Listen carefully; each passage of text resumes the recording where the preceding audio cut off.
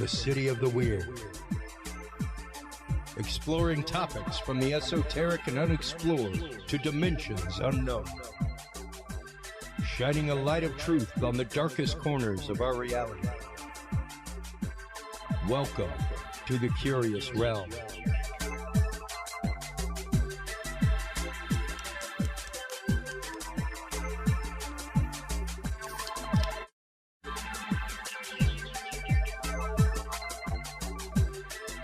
Well, hello everybody, and welcome to episode 31. It breezed right past us last week. I didn't even realize that that we were on episode 30 last week. I mentioned nothing about it.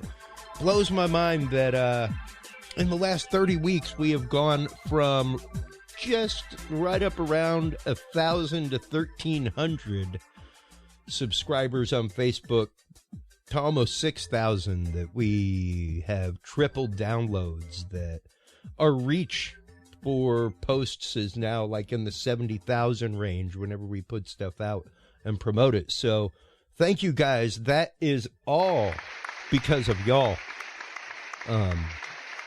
You guys are the ones out there sharing the page. Y'all are the ones out there sharing the group. Y'all are the ones out there doing so much for us always. So thank you, listeners, as always, for everything that y'all do, for having the open minds, the open hearts to talk about the discussions that we have, the sometimes uncomfortable discussions. We're going to have a fun discussion this evening at the beginning of the show with Dr. Debra Lynne Katz. She is actively the head of IRVA, IRVA. IRVA.org is the website, folks. Stop on by, check that out. It is the International Remote Viewing Association. She is the author of the book, The Complete Clairvoyant, which is actually a compendium of 3 books. You Are Psychic, Extraordinary Psychic, and Freeing the Genie. I bought the compendium because, well, that's what you should do when somebody has 3 books that are associated and they turn it into a compendium. They kind of want you to have a whole idea of something. So I've gone through and earmarked some stuff here that I've been reading, and we will be getting into that and how clairvoyance is related to remote viewing and exactly what remote viewing is, what IRVA, the International Remote Viewing Association, is all about, as well as their upcoming conference in Menlo Park. I will be going. I am actively holding my printed ticket right here in my hand, folks. Cannot wait to go to this show. It's going to be epic. People like Hal Putoff, stuff like that there, talking about the history of remote viewing, celebrating 50 years of the science and art of remote viewing. And I say science because it is a science. There is a method to this, and we will be talking about that with our guest, Dr. Debra Lynne Katz, here in just a minute. Before we bring Dr. Katz on, of course, thank you so much to our sponsors, as always. Make sure to stop on by WebWorks Wireless. WebWorks Wireless is your home for high-speed internet for all.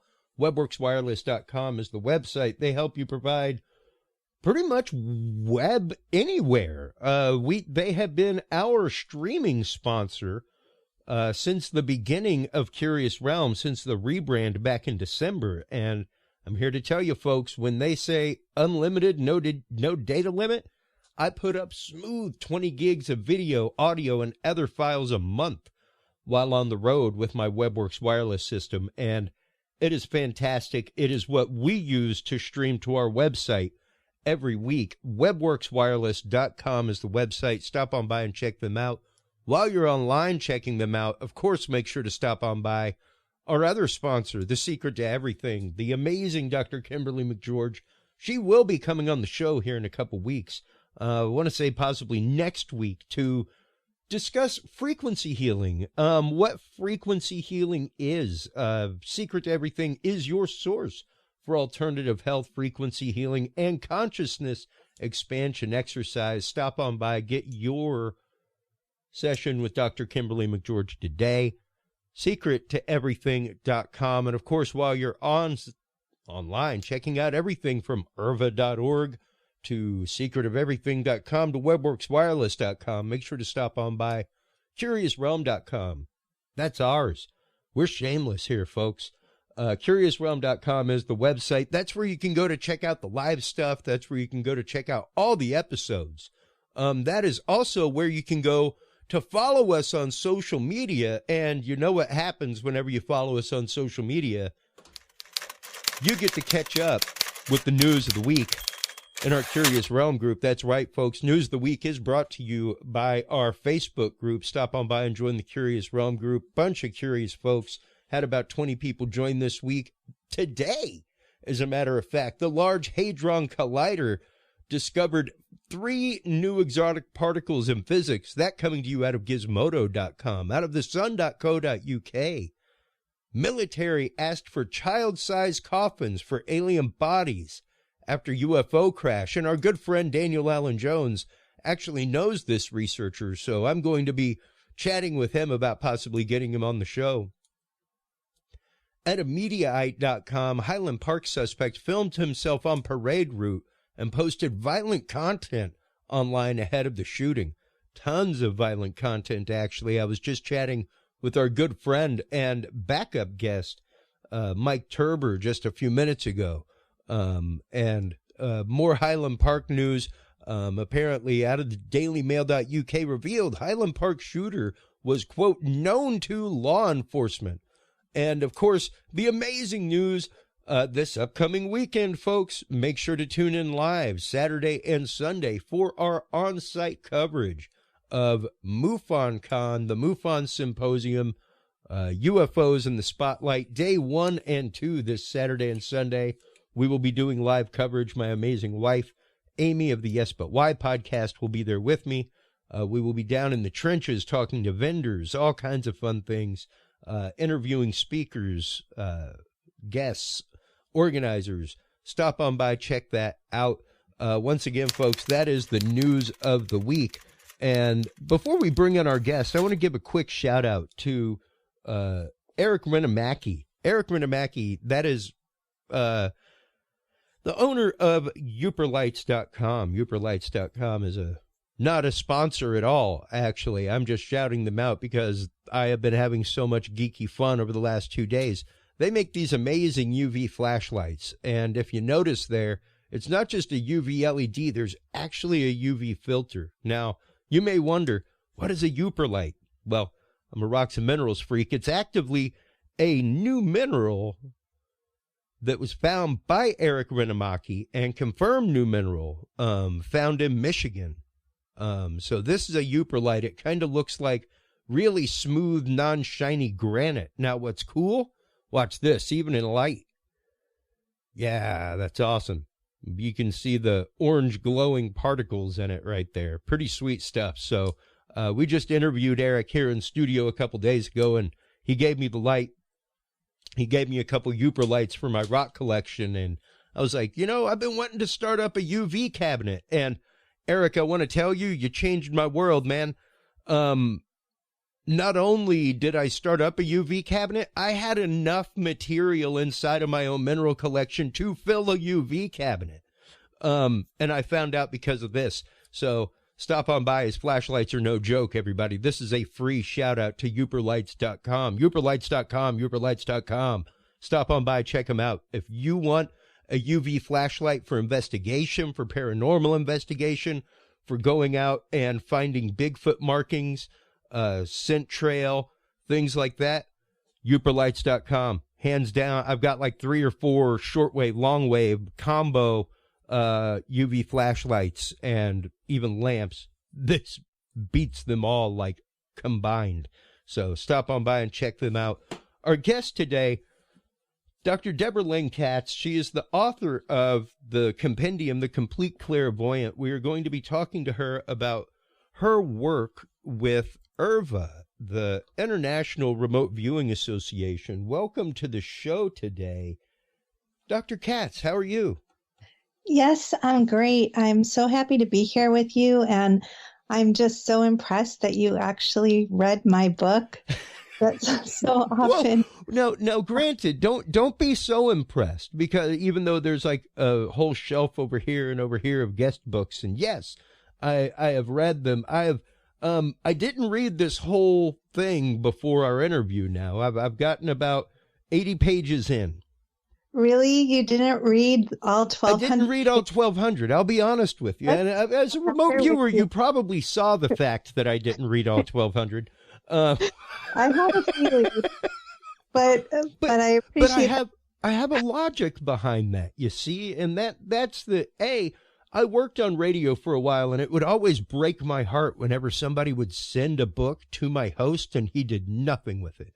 Like, it sat there, and then he'd be like, oh, I read this thing. I'm like, you did not read that? That thing's been sitting there for 4 days, man. Like, since it arrived, it's been sitting there. You did not read that. So, at the least, I try to get 100 pages into somebody's book so that I've got the springboard into the conversation. The rest of our conversation is going to be the book.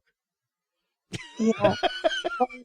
It reminds me of years ago, I started having communications with George Norrie's producer, forgetting... Tom Danheiser. Yes, Tom. And Tom would invite me to send him a copy of my book. Yep.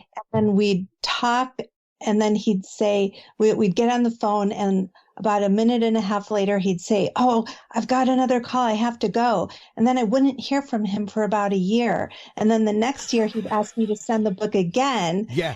The same thing would happen year after year. So that guy must have, even just my first book alone, he must have about 10 copies on a shelf somewhere. And I'm sure he hasn't read them either, but maybe he can start his own bookstore. I'm sure he's... Exactly. He could probably upcharge for the fact that they've been sitting on the coast-to-coast shelf. There you go. I remember my host used to do a thing called Money Bomb, and he would do things like, this was the microphone that I used on air the first year. How much are we willing to pay, everybody? Like, on-air auction. Like, it was... You could charge extra for the dust in the hole. Yeah, exactly. Hilarious stuff like that. So, but you really do, whenever you're writing things like this, whenever you're getting research, like what you guys do with IRVA, you do have to be shameless to some aspect. You really do have to be willing to shoot flares in the air and say, hey, you, look at this. Because without that, it may not be received with a lot of fanfare. Yes. Well, especially like I really appreciate that you were giving a plug for the upcoming IRVA conference and that you're going to be there. I'm just so excited that you are going to. It's going to be great. I can't wait. But, there is one requirement to coming, and that's you're going to need to participate in the talent show. Okay. So what are you going to do as your... Well, I don't know. Maybe I'll bring some 38 Special or something to sing. That would be good. Let's see. I could bring a yo-yo. I've got a good routine of probably still a good 10 yo-yo tricks that I can rip out. That yo-yo tricks would be awesome. At this point, we'll it's take... nerdy enough. I wish that it was the case that I could see things through envelopes. I'd pull a Kreskin and do my Johnny Carson.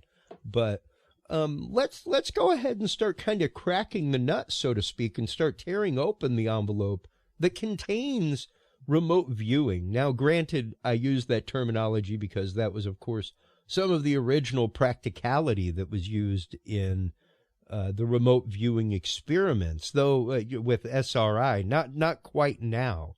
And I remember years ago ordering the videotape from SRI that they would advertise here and there on Coast to Coast AM, stuff like that. Like once a month, they do a thing where it was like, call in and, or mail in, and you can get a free copy of the SRI videotape about remote viewing and find out about the remote viewing program. And to know where it has come to since then, just at that point, that was probably about 20 years ago, honestly. 25 years ago. That would have been really soon after the programs were disbanded. Yeah. And things just getting started. IRVA has been in existence now for 22 years. Oh, wow. And then this is really the 50th year anniversary of remote viewing as far as the government programs were concerned. So they got started in the early 70s. So yeah, that's the theme of the conference this year is 50 years of remote viewing. And yeah, it is really cool to see how things have changed and are transforming. And it really seems like remote viewing is a topic that's just exploding throughout the country and really throughout the world. And that's what we're trying to do right now is just really bring this to all regions of the world and all people in all languages. And I feel like in some ways we're just really still at the beginning stages of all of that. On the other hand, definitely things have progressed a lot in the last 20 years or so. Yeah. Well, and, when it comes to especially a public understanding of remote viewing, I think that, yes, you're correct. What we are seeing is literally just the visible iceberg. Yes. And what we see, the articles that we see, the things that we see come out, like, it blew my wife's mind that when I told her that the movie The Men Who Stare at Goats was based on an actual government program. And she was like, what? I was like, I am not joking. Look it up. It's called remote viewing. Like, well, there are still people who have no idea that there has been any formal research done on psychic abilities. I encounter people still, like probably maybe once every other week, where someone will say, well, if this stuff is real, why is there no research on it? And it's like, okay, well, there is over 150 years of solid research and at least 4 journals that have been in existence for decades, if not for, the Journal of Society for Psychical Research has been around since, I think, 1880. And there has been so much research in all of these areas that it is undisputable and unquestionable. But, what do you do for people who just haven't even, if they haven't looked for the research, and most people haven't? How many people have even looked for articles on COVID? Most just listen to the news. They don't go look for the formal published articles.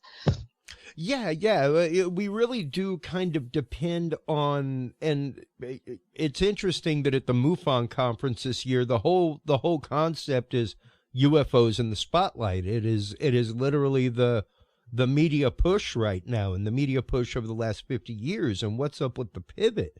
And is the pivot good? Is the pivot okay? Is the pivot good for the community? It's been great for people coming out. People are much braver about coming out and sharing their story of experience, and that is my hope, is that through the work of IRVA, things like that, we're able to get to a better understanding. The one thing that I bring about on this show all the time, Dr. Katz, is the fact that we see literally a slice. It's called the visible spectrum for a reason, because it's only part of the actual electromagnetic spectrum, and a very minute part, like a less than 10% part of the actual spectrum and vibration of this universe is what we can see and hear and process with our brain. Thusly, not that we can't process it with our brain, because, well, sure, vibration, but can we conceptualize the vibration that we are receiving and understand what it is without a knowledge of that ahead of time? Exactly. There's a lot out there that will just kill us that we can't see, can't smell. Carbon monoxide is one of those things. Yeah. And then other energies, there's so much out there that is having an impact on us, and that we, positive and negative, and we just don't see it. And so how do we become aware of it, and how do we work with it to enhance our lives and grow as people and advance the human race. And that's really what these topics are all about. Well, and that's just it. You really do have to be open-minded with the research. You have to be open-minded enough to do the research. B, to even think that there may have been research done, because like you're saying, just the United States Parapsychological Association is from the 1800s. It's well over 100 years old. There have been scientific studies and measurements taken. Like, good God, it was the 1910s or 15s when the study on the weight loss of people upon death was done. You know, these things have been quandaries since science began, and are quite literally the root of half of our science. Well, and unfortunately, there really have been entire movements designed against letting this information out. For example, William James, who is still referred to as the father of psychology, he was very interested in these topics, pretty much obsessed. And he was an early member and founder of the Society for Psychical Research in the UK.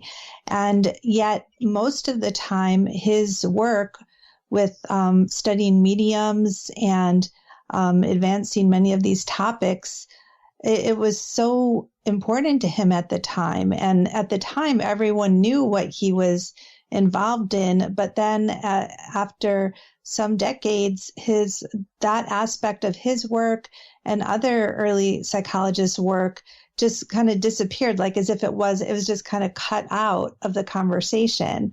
It's really interesting to see how that happened. So his other work was accepted and continues to be talked about, but it's very hard to find a mention of his work in just, mainstream, like introductory psychology textbooks. And in fact, if you read a lot of introductory psychology textbooks, you find very derogatory statements about anything having to do with psychic abilities, and very uninformed and very ill-researched mentions of these topics. And it's really just pretty appalling to find out how many psychologists are handling these topics.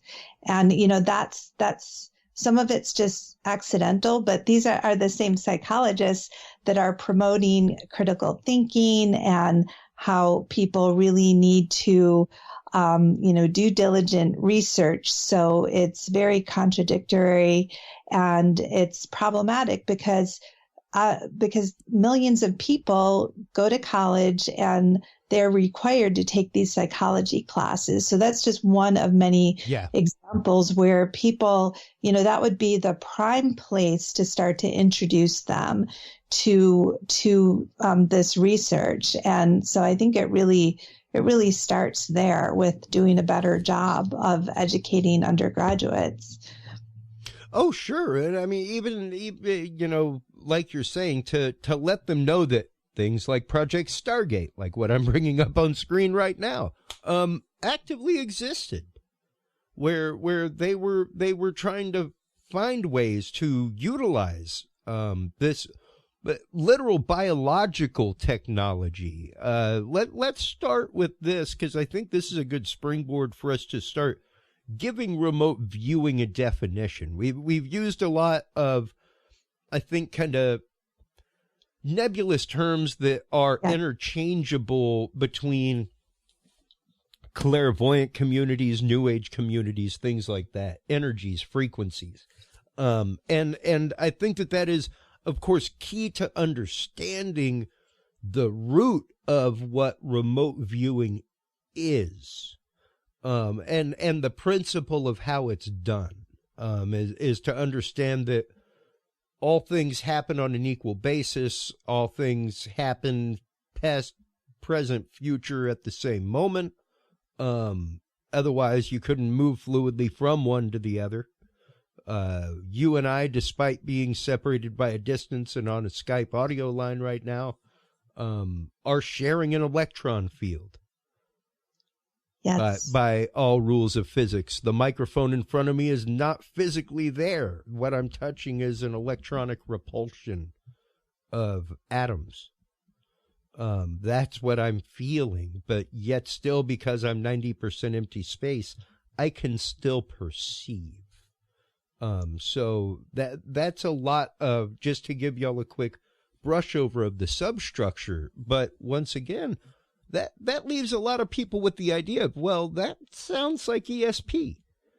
But what specifically is remote viewing? What is it used for? And what is the process of remote viewing, Dr. Katz? Yes, very good questions. And, you really can call me Debra. Sure. I appreciate that you call me Dr. Katz, but feel free to call me Debra. And so remote viewing, many people say, well, isn't remote viewing just your psychic abilities? And you could say yes on one level. And some people will use the term interchangeably with clairvoyance or Sure. just being able to perceive information at a distance. But those that are engaged in remote viewing, particularly within the historical context of the government programs that used it and developed it, in this context, it's being used as you could define it. Well, Ingo Swann, who was very essential to the programs and helped develop training programs in remote viewing, he defined it as a design or a protocol in which psi or your psychic abilities are used.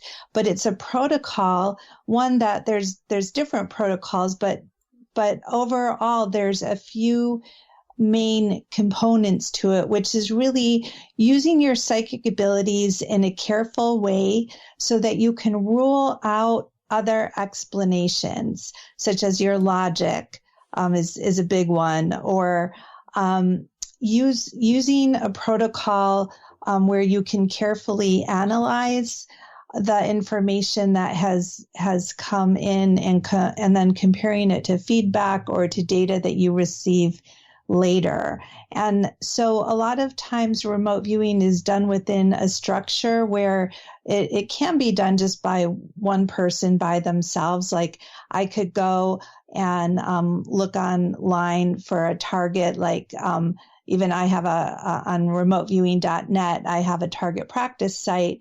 And if I wanted to, I could just click on a number, like target number 1 for locations, and spend some time doing some simple procedures and getting information, images, ideas, words, sketches. I could sketch on a piece of paper, and then I could go back and click on the link and look to see how well my sketches and words match the actual photograph or location. And so I could do that, but in this, like, it's already been set up that someone had set these targets up, and that allows me to remain blind. In this case, I had an assistant set up the targets, and most of them, so I wouldn't really remember what location number 21 or 42 would be. Sure. But a lot of times it then is a bit more of a complex structure than just like sitting there and saying, I'm going to look at something. So for example, if I was just going to use my psychic abilities or my clairvoyance because I wanted to describe what's happening with COVID, which I did at the start of COVID in January 2020, I wanted to understand, like, what is this? I want to understand the structure. I want to understand how is this spread? How is this affecting people? What might help in terms of developing a vaccine? I already knew I had these questions in mind and I wanted to explore them. So all I really did was sit down and close my eyes and do some simple mental approaches and get information. I'd call Sure. that using my clairvoyance. But if I wanted to set it up in terms of like a more formal remote viewing project, I would like to probably task viewers blindly, blind meaning, which is a scientific term. So remote viewing oftentimes is considered more scientific. And I would create a structure where I could give an assignment to people without them even knowing it was COVID, just assign like a target number, random target number, give them the number and say, I want you to just tune in to the secret question that's connected with this target number, and whatever comes to mind, write it down and sketch. And then later we could take what they came up with and compare it to the known data. And so that's really, in a nutshell, like how remote viewing would maybe differ from just like regular clairvoyance. It still is using your psychic abilities, but it's just using it in a more structured, careful way with levels of blinding a lot of times, and sometimes separation of roles. Sure. Now with that, I would have to ask you to pause and answer a couple of questions. Number one, would that presuppose the fact that somebody has to be clairvoyant, and does that mean that we're all clairvoyant? Yes, we are all clairvoyant, or we all have that ability. It's just really like a muscle that you have to practice. And a lot of people just have absolutely no idea where to even get started. So that's something that I specialize in, because I barely, until I was about 27 or so, I barely had ever had like what I would call a vision. I had maybe 3, apart from like dreams, but waking only a few. And I had no idea that it was possible for me to have that. And then I learned some simple techniques that really worked, and then just kept honing that, and then took what I learned and tweaked it a bit and started teaching others. And that was close to 25 years ago.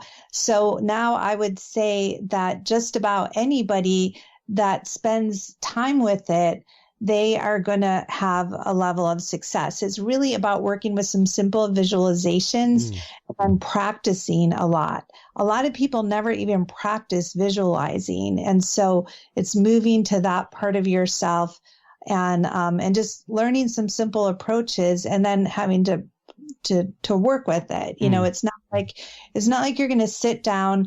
You might like get a lot of images right away when you first get started with these techniques, but it'll take longer, like for the meaning and understanding to come through. And it's a process where you have to keep focusing. You lose your focus, you refocus, you move it around. It has a lot to do with your attention and perceptual, your internal perceptual abilities and ability to focus and refocus and manage your emotions when they come up and they want to just like have you run away or do something else. So there's a lot of like managing your internal emotional self as you're going through these techniques. But yes, everybody has them. I was going to say, I'm sure it's very much like, because I did dream work for a long time. And what I mean by that is going to sleep with intent.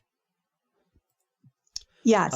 I would go to sleep with the idea that I will walk down a path tonight, and while I walk down that path, I will look for answers to the question that I have. That's a fantastic. Did you find you'd be successful? Most definitely. Now, the reason I bring that up is because I didn't do my dream work for a long time, and now it's a very sore muscle. It's a lot harder for me to get into that state. It's a lot harder for me to silence what the Buddhist monks call the monkey mind. Basically that, shiny. that moment of, oh, I'm relaxing on the plane now. My God, did I leave the iron on? Dude, you don't own an iron, like how, and that's a hard part to begin with is number one, yes, learning to silence that, but, how close and necessary is the out-of-body experience to remote viewing? Because I could see how, because of the scientific nature of remote viewing, and when I say the scientific nature, because when the process of remote viewing was first developed, it was developed in a lab situation. It was developed for, we need a repeatable process, and we need a process where if we get 7 results out of 10 that are the same, we know that these are individual. Yes. We know that this person wasn't talking to a person through an air vent. We know that they weren't communicating in any way, shape, or form. We know that they weren't communicating about it, and that nobody involved with the testing was communicating with them. A full-on scientific process, as opposed to like a group of people getting together on a Wednesday night at Carl's house, and we're all gonna like transport to Mars today, folks. Which I'm not gonna say it in a Mars remote viewing session. Sure. Yes. But is it the scientific means where you have gone through and you've journaled it and you have all of the data there? No, it's not the same thing. Right. Yeah. Well, so remote viewing really had its origins even before the like Russell Targ and Hal Puthoff and others started the program at the Stanford Research Institute. Even before that, Ingo Swann was working. He was invited to work with researchers at the American Society for Psychical Research in New York, and Carl Oasis and Janet Mitchell were involved in trying to understand or trying to find out if someone could intentionally leave their body and go up above the body to a shelf that would be located about 8 to 10 feet above a bed and describe the objects on the shelf. So they were really researching out-of-body experiences and then the ability to access information or see objects when out of the body. That was really how it all started. And Ingo Swann was their main subject, and he would often do a very good job describing what was on the shelf. Now, at first, he like the first week or two, he was kind of off, and they would just like test different conditions. Like they would put different lights up there to see if he could see like better if they put a brighter light up on top. And he was strapped to a bed, by the way, so it wasn't like he could cheat or get up, because he was having all his vital signs monitored, and they could see him through a glass room in the other room. And he started to, with repeated attempts and making some adjustments to how he was doing things, he started to get better and better descriptions to the point of being extremely detailed. And there's what I think of as an iconic photo now in one of his books called, I think it was called The Reality of ESP, or no, that was Russell's book. One of Ingo's books with the word ESP in it, first published this photo of where there was a 7-Up can that was placed on the shelf 10 feet above him. And he drew a picture. And when he first looked at the picture, it made no sense, and he thought he had done a bad job. And then someone took the picture.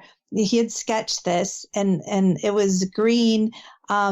But what it turned out to be was an upside down 7-Up can with the word 7-Up. So it looked like hieroglyphics or something upside down. And then when they turned the page right side up, it was absolutely the word 7-Up on a shape like a can with the color. As though he'd been viewing it from the ceiling.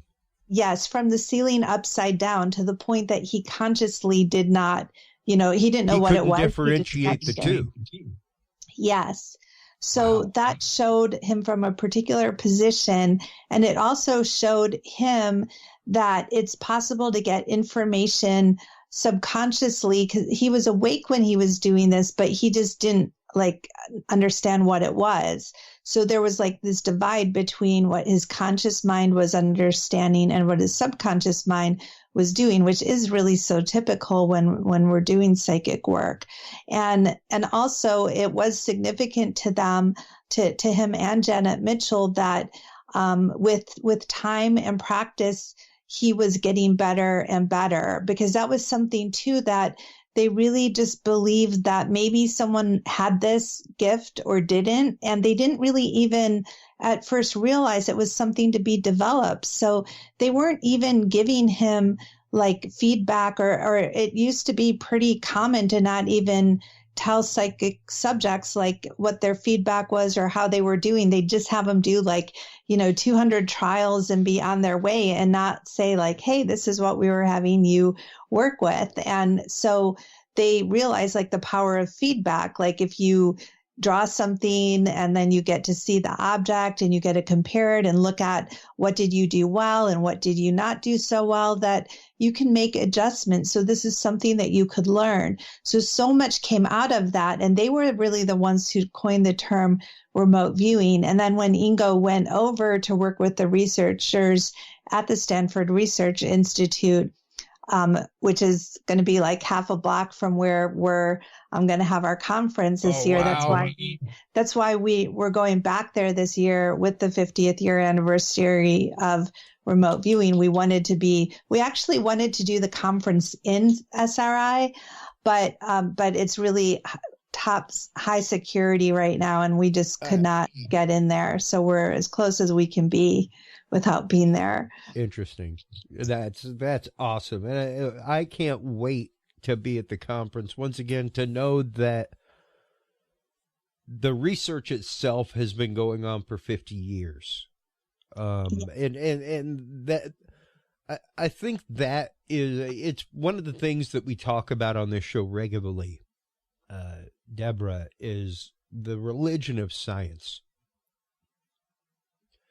Yes. And how hard it is to, I identify as a Roman Catholic. I was a Roman Catholic seminarian. And the one thing I tell people all the time is never forget, the church is literally the world's oldest political organization.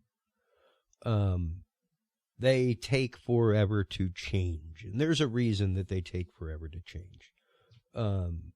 And don't really practice anything like that. That's just a part of my psyche that I identify with. Now, I see science very much the same way, which is why I say the religion of science, because so often we hear scientists saying no, that can't be. It's well, that's funny, because until about 500 years ago, the earth couldn't be round. Yeah. You would be burned at the stake, Debra. You would be excommunicated. You would be driven out of your village for witchery, to say otherwise. Science was slow to change. It took us 500 years to get to the point. It took us a lot longer than that to get to the point of Magellan going, you know what? I'm doing it. Mm-hmm. I'm taking who's with me? Yeah. And yeah, there's that 80-20 ratio of there's 20% that are willing to ford that creek, that are willing to put their years of research on the line, because like you said, one of the original researchers, half his research was normal psychological work, renowned psychological work, not in the world of parapsychology, not in that world at all. But the rest of his work that is not in the world of that, though done the same scientific way, utterly ridiculed. Yes. So it can be hard for somebody to scientifically want to get involved with these things, to scientifically want to take on the concept of clairvoyance, of connection beyond, of literally, once again, the idea of there is no past or future. It is all now. Well, and it does really get into peer pressure and oh, sure. fear. It all boils down to fear of what others think and what they might do to one's career or to one's life or social structure. It really boils down to that. But, you asked a question and I kind of pushed us over into another topic, but just your question was really important, like the relationship between out-of-body experiences and remote viewing, because even though it did come out of the out-of-body research, they ultimately concluded,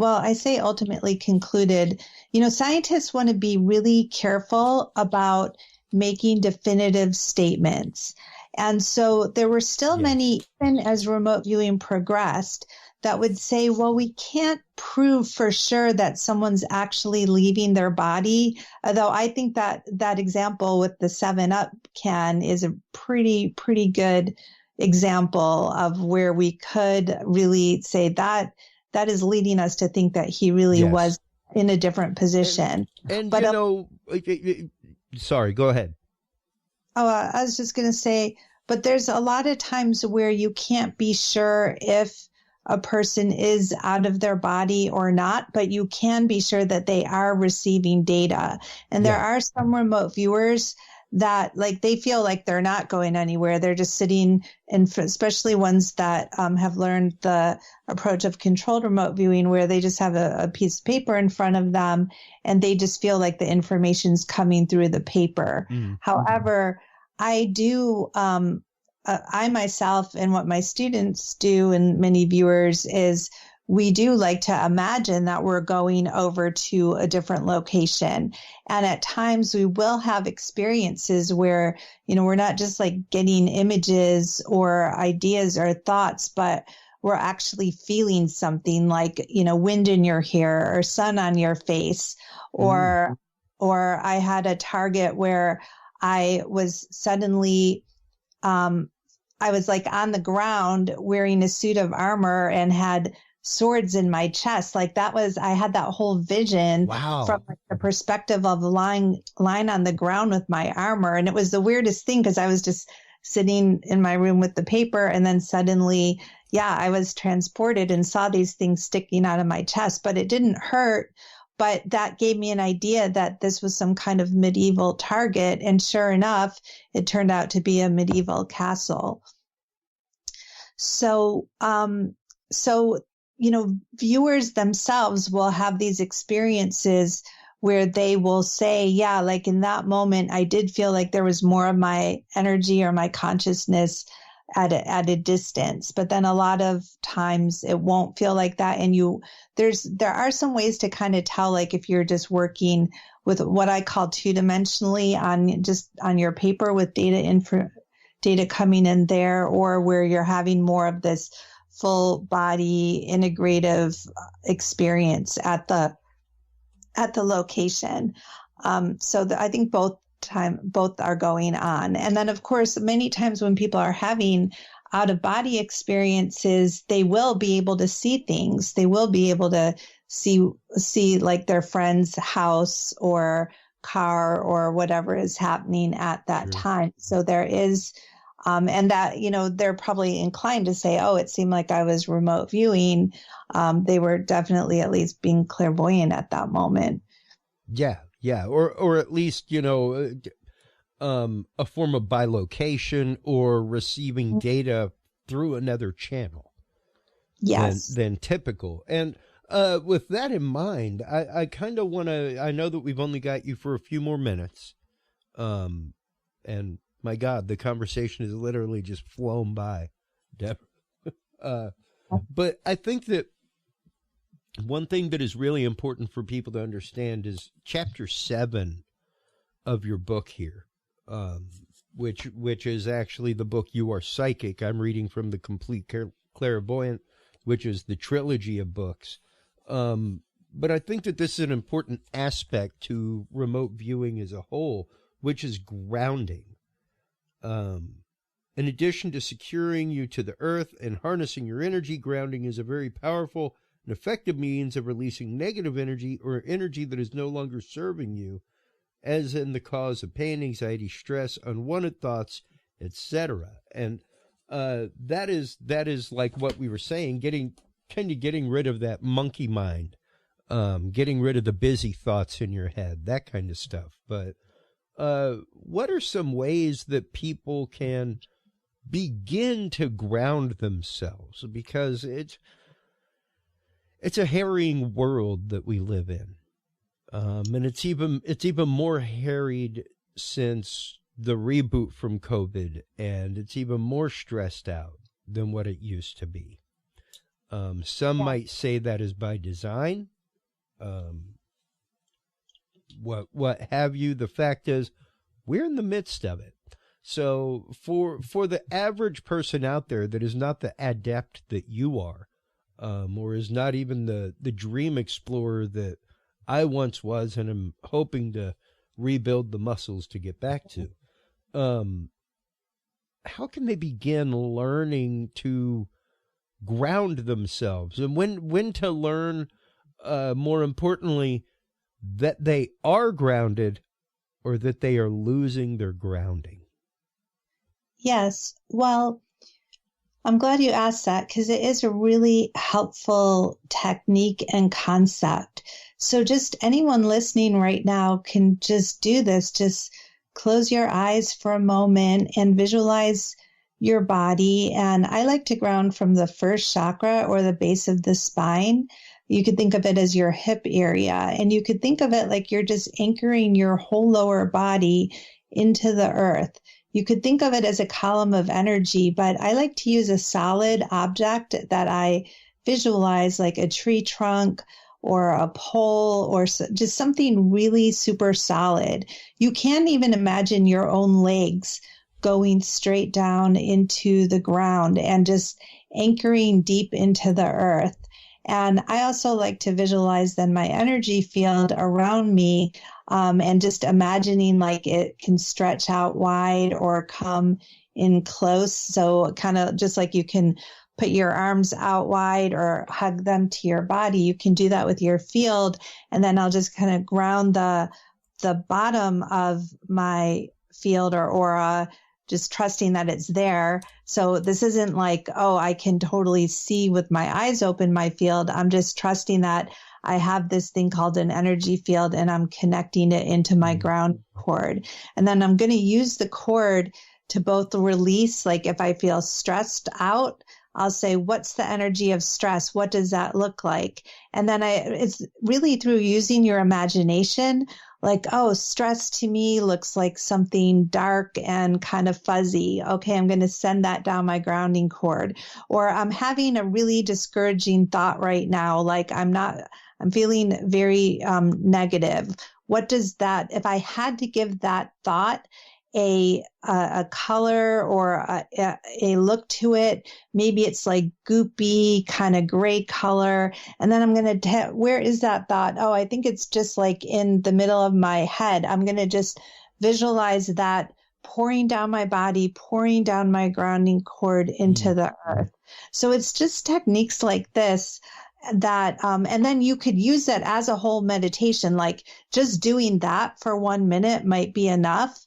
But you could have that as be your central focus of a meditation, where if you sit there for 10 minutes, even 20 minutes, and all you do is just focus on your grounding. And then when you get distracted, recenter your thoughts and just let any distractions go. It makes up a really powerful meditation. Yeah. And you could pair it with other like running energy or other approaches that I talk about in the book, especially in You Are Psychic which is by itself or within the complete clairvoyance. But these have changed my life, and they have made it so that I and so many others can deal with so much more in life. Yeah. And then, again, it helps. These are all starting exercises to then use with any kind of psychic modality where you do need to be able to get centered and release like the performance anxiety or all the distractions. And it gets your visualization muscles going as well. Well, and the one thing that came to my mind immediately, because the one I love my wife, but she is a little too Bostonian at times, with her negativity and reality, as she would say, yuck in my yum. As I tell her, I'm busy trying to manifest stuff over here. You want to not like commingle reality with what I'm trying to make reality? Cause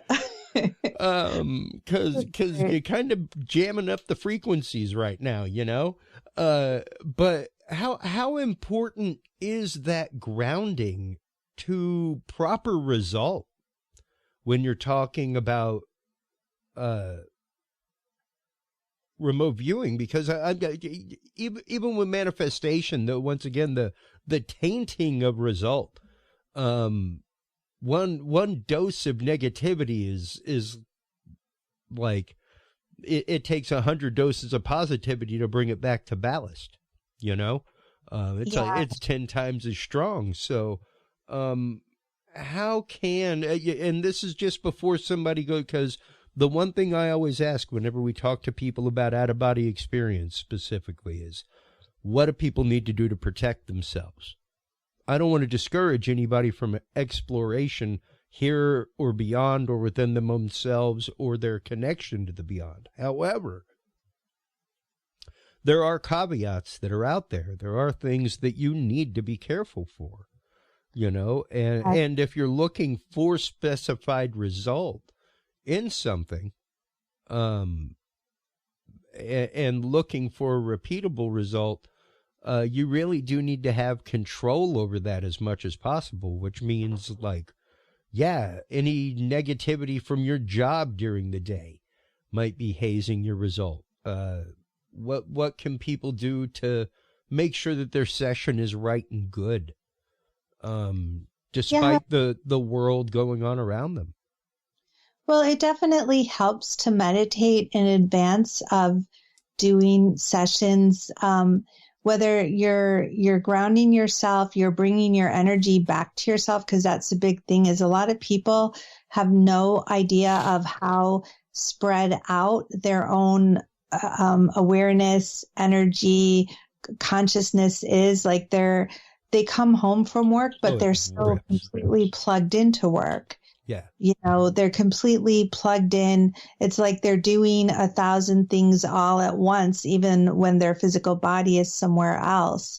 And it's hard not to do that. But there's also other techniques where you could visualize like all of your energy coming back to your body and visualize yourself unplugging from all these different things and people and negative things too, like even just, the TV set, all the negative media and social media where all our energy is so often. And so it does take like some conscious work to call oneself and consolidate oneself. There's some people that are so spread out, like they don't know if they're coming or going. They can't keep track of anything. Their whole life is a mess. And a lot of times you find it's really it's an energy problem. I used to be really bad with this, which is why I now teach about it. And I still can have my moments. I still have to use these tools, so I don't just fly off into other places, but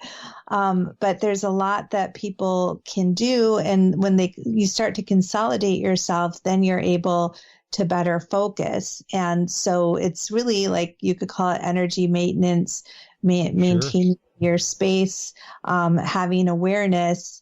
But also, I would just say like living a clean life, like don't, even though, we can, my husband too is, he can go to having like, some kind of pessimistic thinking, but, overall, it's like you want as much as you can to surround yourself with happy people, with positive people, with people that are not doing a lot of drugs or a lot of substances.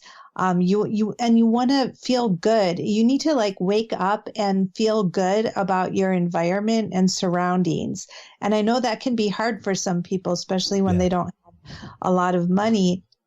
But, that's where it's like you can always change your situation through directing your thoughts in a positive manner and, get out of bad situations. And it's going to make it so you can more safely use your psychic abilities. It's really about your environment first. Yeah, absolutely. Because it is what you surround yourself with and who you surround yourself with that you exude when you go around other people. Yes. And it took me a long time to realize that the same way that I felt things when I walked in a room, that was utterly reverse. Like I was stepping into the pool, which meant that like I was pushing a wave toward them too. Yeah. That meant that anything negative from my life that I'm dragging with me, any regrets for no good reason, that kind of stuff, anything that I'm foolishly holding on to, I'm making them accountable for now. Yeah. By simply walking into the room and bringing that energy around them, Well, especially if you're in that moment, if you're like super angry or super stressed, or emotional state, you don't have to say anything, but they can just feel it. And, so, not to make people, because some people are so worried about like, oh my gosh, if I'm not in the perfect state, I better just stay home. But, it's, and not that, but it's just really, a lot of people don't realize that there is a large degree of control we can get over our thoughts, at least. And, sometimes we have to like go through great lengths to pull ourselves out of certain emotional states. We're not gonna totally be able to always do that. But, there's, rather than just like saying, well, there's nothing I could do about it, I'm just like stuck feeling this way or thinking this way. It's like, no, go read a book by someone who thinks differently, or go do something that is at least brings you a little bit more joy. None of this, our thinking and our emotional states do not happen by accident. I mean, they can, but we can change that accidental and get so much more control over them. Yes. And my God, yes. The way I describe it to people, Debra, is at some point while you were digging a hole, you forgot to start digging at an angle.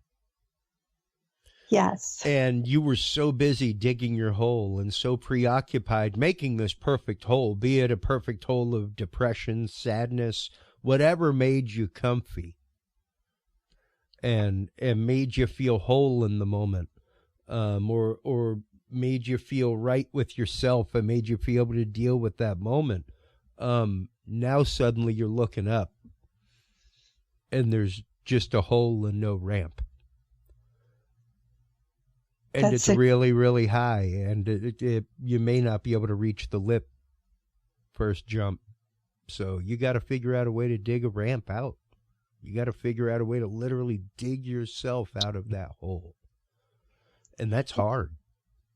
It's really hard. And fortunately, there is oftentimes someone who can pull us out, even if it's just someone who's written something, even a blog post might, help, or just knowing that other people are in their holes as well. And, that's not to say that you're just going to snap your fingers and, come out of like grief or, especially for people that lose loved ones, and, people just go through such horrible things. And, sometimes it is not fair to just suggest like, oh, you're just going to be able to wipe away that pain. Oh, just get over it. No, but they're like, at some point it's like, okay, well, do I just keep sitting home by myself, like, reminiscing about what I've lost? Or do I, pull myself to collect everything up in me that says, I don't want to go out today. And instead, no, I'm, go out, hang out with people, even if initially a big part of you doesn't be there, but, just doing whatever you can so that you have a chance of even starting to climb up, just like you're building a foothold one at a time.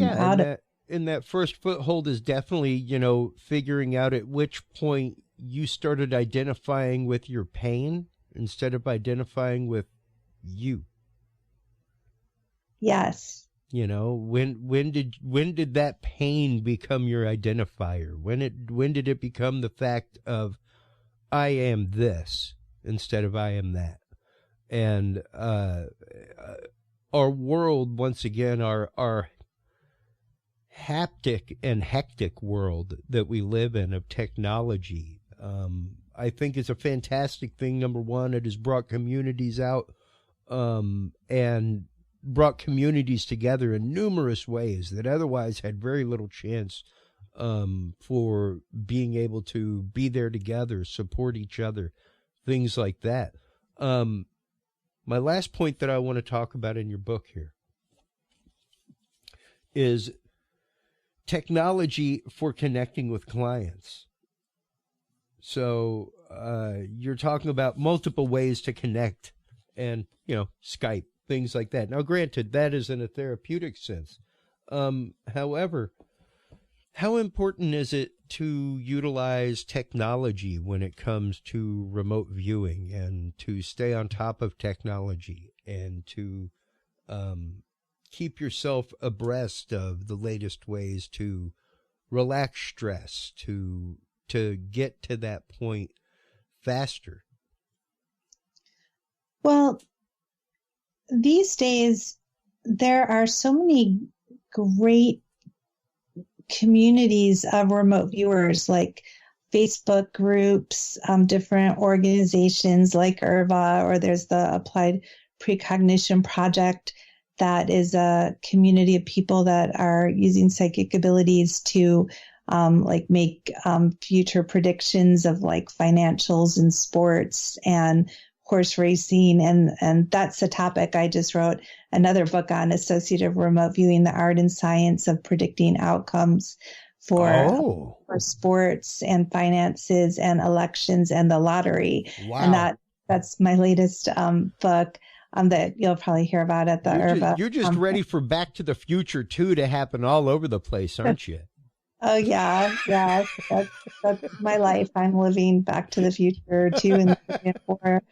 But to get to your question, let's see, your question. Technology. Yes. So these days, people are operating just like every other realm. We've found that it's so important to be able to communicate with people on Skype, on Zoom, that work can now be conducted at a distance. And, a lot of times there's a question of, well, what's lost in that, in not being able to have that face-to-face communication, which is why we do need to, definitely get together in person. But the nice thing about communicating at a distance through our technology is it allows, with our psychic abilities, to cut down on the things that we don't need. So, for example, in remote viewing, if you want to remain blind to a topic, it could be easier doing that, not getting like visual cues, not getting extra information that could happen. You could be exposed to more information when you're together in person. And so being at a distance already helps you, because if you're together and for example, like let's say a group of people are together and they want to do a remote viewing exercise. Well, let's say the leader of the event, that they have to, I'm picturing Russell Targ because he loves to do this, like what's the object in the box. So he has to get the items, has to hide them, has to make sure that the people in person aren't seeing what's in the box. Yeah. But if you're doing this at a distance, like when I teach remote viewing classes, in 2 seconds, I could tell my students, hold on, run around my house, grab something for them to describe, and then take a picture of it while they're doing their session and then show them a picture of it. I know they haven't like seen me over in the corner, stick something in the box. I was able to choose anything in my house. It's just easier that way. And the same thing with what another modality of that I do separate from remote viewing is reading people, reading and healing clairvoyantly. And people will say to me like, oh, like first they think we need to be on video. And I'll say, well, I don't want to be on video with you because part of the goal of being at a distance is where I don't want like visual cues. Yep. I don't want to see facial expressions. I don't want to like be tainted by like my own stereotypes of seeing a person. I just want like the minimal of, give me your name and I'm going to tune into you and see what comes up and not have all those distractors. So because of that, I think technology is great for what we're doing here. Absolutely. Absolutely. When it comes to Zoom, things like that, the fact that you can have a mass session across the country with ease, and be able to record it, that kind of stuff. The gathering of data for research like that is fantastic and amazing. So in that, in the fact of, as far as continued research in the field of psychic energy, clairvoyance, psychic ability, I don't think that there is any field other than remote viewing that has done it continuously. Yes, and there are so many people like developing research projects and games and apps that collect data, where you can have like millions of people, like the Institute for Noetic Sciences, Dean Reed, he has different psychic projects going, and some are involve remote viewing. Some are just like hit the button when you have a feeling that you're going to see red or blue, and then they tally that up, like how many times you're correct. With your prediction, or just like your hand hitting the space key. But they have like millions of trials that they can collect, and thousands and thousands a month. Whereas that in the past, just to the expense involved, the time involved to just have to bring somebody into a room and have them do these trials and tests would just so long. But of course there are some downsides to that. If you're just going to have a whole bunch of people do like a self-test with remote viewing, a lot of times they may not necessarily be like really well enough dialed into the target. Sure. They might be doing too many trials at once. They might be not, like I tend to, with different, like one app, IRVA tournament, where the creator, Michael Fiera, he's going to be at the IRVA conference. Ooh. But I'll sometimes go onto his app, IRVA tournament. I really like it, but whereas normally I might take like 30 minutes to do a remote viewing session on like a photograph, for his app, like I get impatient and I just want to see like my results right away. And so I might only take like 20 seconds. Yeah, the cooling response of having a device in your hand takes over. Yes. Absolutely. And that expectation of result, and the mouse bang of like, I clicked, why isn't it happening? You know? And then there's a phenomenon called displacement, where like if you're doing like 10 trials, like let's say a trial is you get a photograph and you describe the photograph, but let's say like you just are in a hurry and you want to go through like 10 in an hour, like there's such a good chance that one, you're not even going to be dialed in good enough, or two, like instead of seeing the next photo, you'll see the photo two trials later or 3 trials later, like everything will just start to merge together. So these are just examples of where the results are going to start to go down if the level of care is not taken as it like would typically be either in an in-person experiment or at least one that's like really being carefully controlled. And so you'll find with some of these apps that the overall stats are not that impressive. You know, they're not, the results are not nearly as impressive when this work is done like in a careful manner. So that is one downside to the doing it from the technological standpoint. Oh, sure. And I mean, I actively had a I still have a Muse brainwave headset, which is a really, really neat tool. If you don't have one, you should check into it.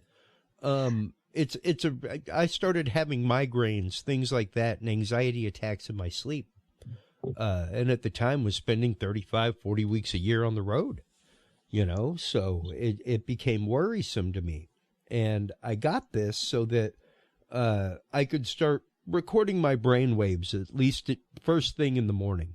So I had one app that recorded my screen, and then I did this with another app that just read my brain waves while I was doing it. And both of those were being recorded. Now, the Muse brainwave headset, you choose your background and it'll just give you the background sound of like an ocean with waves, or a tropical rainforest, or a city street. And while you listen to that, you'll start hearing birds chirp. And the louder and the more frequent the birds chirp, the more distracted and unfocused on your breathing you are. Really? So it's like a biofeedback? Yeah. And the newer versions actively give you like your O2 level. They'll give you your heart rate, but it gives you all an active readout of your session. And you can choose the time of your session. I was doing like 5-minute sessions. It would tell you how long you were in focus, how long you spent in this level of brain activity. It would actively map all 5 brain waves for the whole session. Then it gave you a little spot for a journal entry. Wow. I would love to try that. Like it's like a $200 item, not even joking. I'm going to have to check. I'll bring it with me. Oh, that would be awesome. I'll bring it with me and I'll let you play around with it and see it, because it's pretty remarkable. It's pretty interesting, and it got to where, you know, just as far as being able to get to a zone rapidly again, you know, being able to get to a point of relaxation and calm now. It's something that I used to be able to do whenever I was doing my dream work, things like that. And once again, it is a muscle that's gone. I've over years and years just kind of not flexed it and don't have it the way that I used to. So yeah, tools like that are amazing. It's great, the technology that is out there and available now, to help out with things like that. And even to, there's one that they make, a newer version that I'm thinking about getting, that's actually like a sweatband that you can put on and like record a whole session while you're asleep. And record your brain waves and your heart rate and your respiration while you're asleep. So it's basically like doing a sleep study while you're at home. Yeah, that's amazing. Really? You could just do that on yourself. Yeah, I mean, that is an item fully available on Amazon. Wow. Like you can go to Amazon and purchase it right now. And it's just amazing to know that, like, at one point that was a lab-based piece of technology. Yes. You had to go somewhere like SRI to be hooked up and have a proper brainwave analysis done. Oh yeah, and it might cost like $40,000. Yeah. I mean, just for a cheap piece of equipment. Oh yeah. It was definitely like somebody's job to do like 2 sessions of those a day with patients. Yeah. And to know that now I can literally get that data, and because that was my thing, was recording it and giving it to my doctor, and at least going like, hey, I had an anxiety attack in my sleep last night and woke up with a migraine. Here's my brain waves, and here's a baseline from the 7 days before. Wow. Like, at least I can provide my doctor with some data, not just here's an anecdotal story of what's been happening to me. Here's some literal invaluable data. Yeah. Otherwise, they're going to have no idea what's wrong with you. It's stabbing in the dark. And it's interesting to know that even now, scientifically, with research into whenever you go back and look at movies like Superhuman by Caroline Corey, and the research that she did in that, and showing the powers of the mind over physical space. Yeah. And to know that, yes, our government spent and spends millions, not just researching this, but using it and utilizing it. That corporations spend millions utilizing it. It's pretty incredible to know that organizations like IRVA are out there and on the forefront of this research. So thank you so much for everything that you guys do. Well, thank you for just the opportunity to get the word out and anytime and all the time. Yeah, that they can participate. So yeah, I am so excited to see you at the conference. Same. And there will be an online portion with its own program and own fun evening activities too for people who can't make it in person. So if people want to just go to IRVA.org, and then at the top there's the icon or the picture to click for the conference, that would be great. And then if anyone would like to get in touch with me personally, they can go to my website at DebraKatz.com. I've also got some classes coming up. IRVA is going to be sponsoring some classes through their new education program, but then I also have my own classes through the International School of Clairvoyance, and we'll be starting a new semester in September if anyone is interested. Wow. I cannot thank you enough for your time today, Debra. Debra Katz, the author of The Complete Clairvoyant, a compendium, a trilogy of You Are Psychic, Extraordinary Psychic, and Freeing the Genie. She is currently the head of IRVA, the International Remote Viewing Association. Their conference is coming up in Menlo Park, California. I will be there. You should be there too, folks. Come on by. Check out the latest in remote viewing research from the leaders in the field of remote viewing. Dr. Katz, thank you so much once again for your time this evening. I'm going to go ahead and let you go while we go out to commercial. I would love to talk with you tomorrow, as we were discussing earlier. So, yeah. I will definitely be in touch, and I greatly look forward to meeting you at the conference and hearing about all the amazing new research out there in this field. Well, thank you so much, and have a wonderful time at the MUFON conference in it's going to be Colorado. Fun. That's going to be awesome.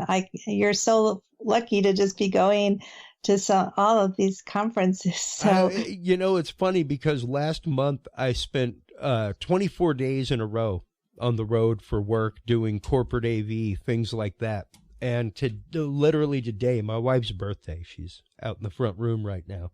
Tell her happy birthday. Absolutely. And she was like, wow, I'm looking, because we've both been looking forward to MUFON as well. We're going like a day and a half early. So we're going to have all kinds of fun just going around and seeing things. And I was like, what's wild? I'm on the road 24 days this month, but not for other people. All of it for Curious Realm. Wow. And that is going to MUFON, going to your conference, going to Comic Palooza in Houston, and speaking there. So yeah, it is all about what you put out there, people. It's all about vibration. You got to do it. You got to put a step forward, and at some point, you got to start digging at an angle. Yep. So, great. Thank you so much for your time once again. I'm going to go ahead and let you go.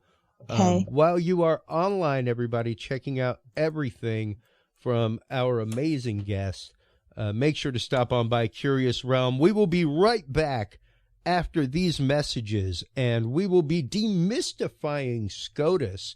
Our amazing legal correspondent, JL Carpenter of JL Carpenter Attorneys at Law, will be talking to us about SCOTUS, the Supreme Court of the United States, exactly what SCOTUS is, oddly enough, right after Independence Day. It didn't even dawn on me when I pre-recorded this with her that it would be right after Independence Day, and what a proper time to talk about the Constitution and what the Constitution is and what the job of the Supreme Court is specifically and what lays that out in the Constitution and what their recent decisions mean. So we will be getting into that and so much more right after these messages, folks.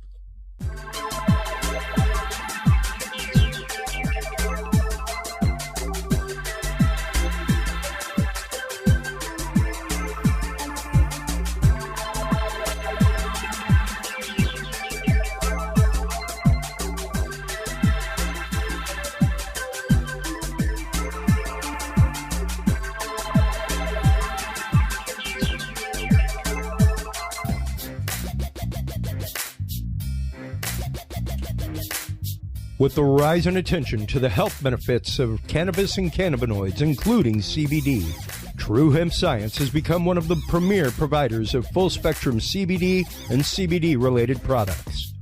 Using a proprietary spagyric process, True Hemp Science extracts maximum benefit from the whole hemp plant. Buds, leaves, stems, seeds, even roots. Every part of the plant is used and then reused to formulate a rich, complex profile of CBD, CBD derivatives, and terpenes guaranteed to provide the relief and benefits you need daily. Visit TrueHempScience.com to experience the best CBD oils, edibles, and topicals on the market today. And use code CURIOUS7 to save 7% off your entire purchase of $50 or more and get 2 25-milligram CBD cookies or brownies free. That website again is TrueHempScience.com and the code is CURIOUS7.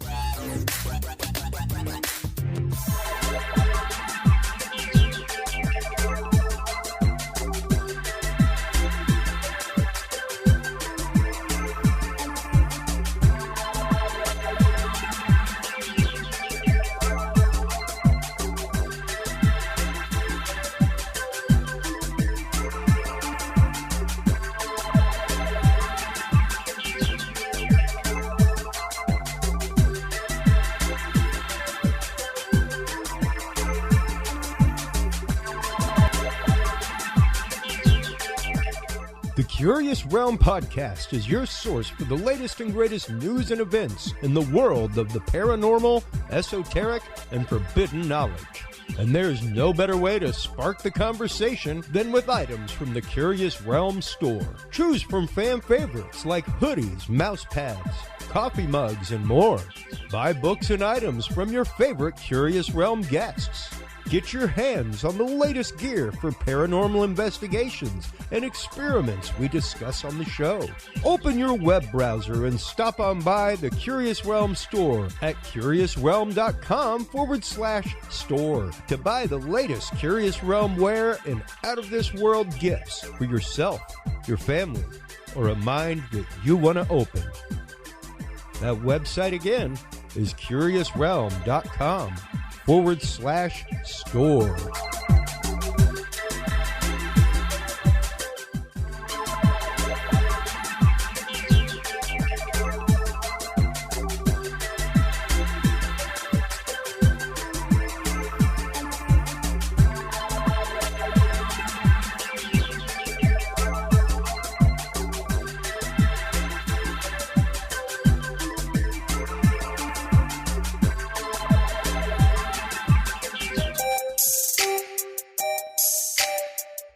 Have you considered starting a podcast? Looking for a way to make your business a voice of authority in an industry? Then Podcast Cadet is the solution for you. Whether starting a podcast for yourself, your brand, business, school, church, or just plain fun, Podcast Cadet is here to help you navigate the waters of the podcast industry.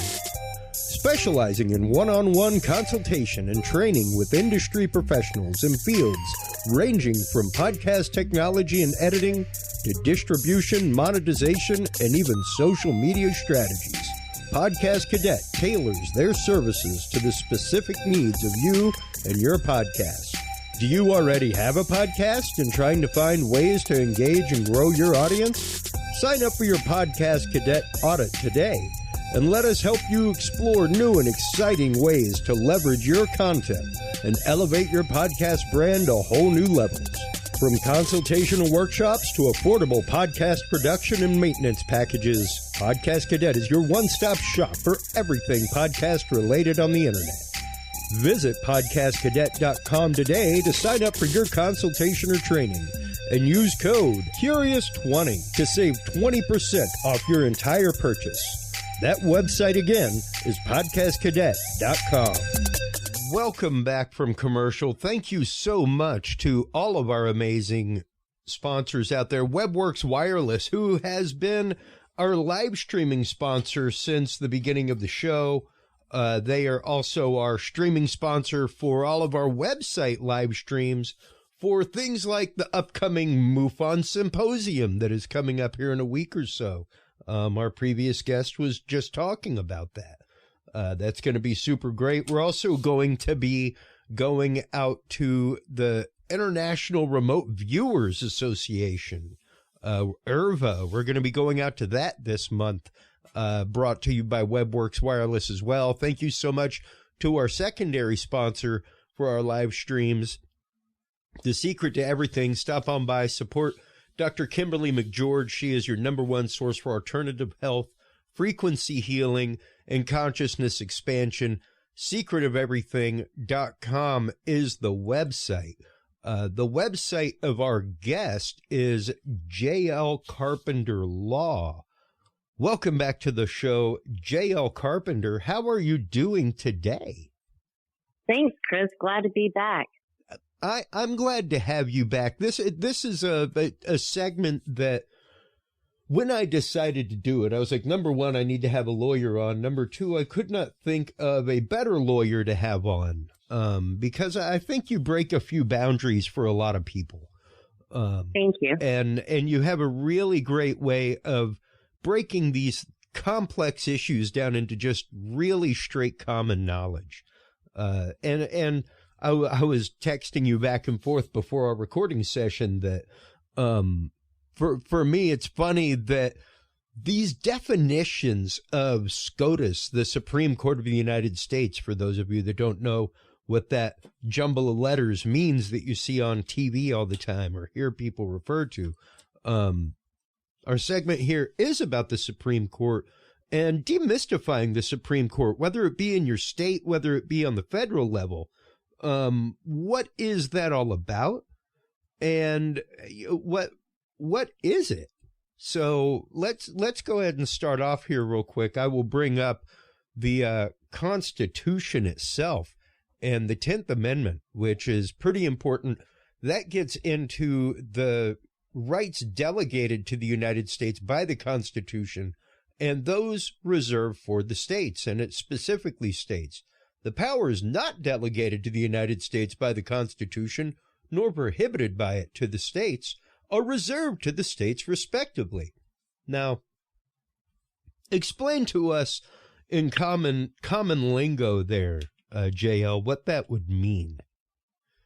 All right. So it all starts with the United States Constitution that these wise men many, many years ago got together and wrote so that people could come to a country and live in freedom and liberty and have property not taken from them and enjoy life.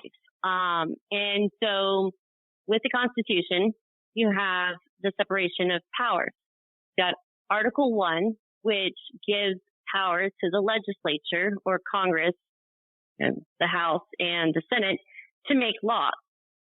You have Article 2, which is the executive branch, the president. That person is supposed to enforce the laws. And then you have Article 3, the judiciary, and they are to interpret the laws. And the Supreme Court of the United States is the Supreme Court of the land. It is the court of last resort. And to get there, it could be because there's two states that have an argument and they need the Supreme Court to make a call on their argument, or through an appellate process. And with the decision that was handed down this past week that reversed Roe versus Wade, that was through the appellate process. So it started in a state court and then it made its way all the way up to the Supreme Court. But the Supreme Court has discretion on what they want to hear. They don't have to take on and hear every case. In fact, they only take a handful of cases. I think it's like 7,000 that they are petitioned with every year, or something to that effect, and they only take 100 or 200. Yeah, and I've actually got the Supreme Court rulings for the year, or decisions rather. It's not really rulings, because what the Supreme Court does specifically is interpret the law as the Constitution states it. So it's funny because I think a lot of people, and of course, do not get me wrong, folks, despite any religious background I might have, anything like that, America by definition is choice. Period. Like that's kind of the whole point of America. Right, was so that we weren't suppressed or oppressed. And, and I forgot to add, though, those great wise men also said, the Constitution's great, but I think we need to add 10 amendments. Yes. And those were what we call the Bill of Rights. And you're right. It was the 10th Amendment that said, okay, whatever is not written here in this Constitution is not your power. That goes back to the states.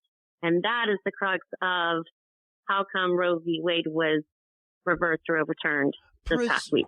Precisely. And that's exactly what Alito's decision on it was the fact that this should be something that should be decided on a state-by-state basis according to the Constitution. Now, if somebody, as I've said in a few social media posts, wants to go schoolhouse rock on this thing and go to the House of Representatives and put forth the articles to put in a bill to make a federal law to guarantee these rights. And I guess that's really my big issue is I'm always down with demystifying so that people understand either the legal process, the process of putting in a witness report, whatever, and I think a lot of people hear these things, hear them in the media and immediately jump gun, JL. Absolutely. Absolutely. I mean, go ahead. You would have thought that the whole world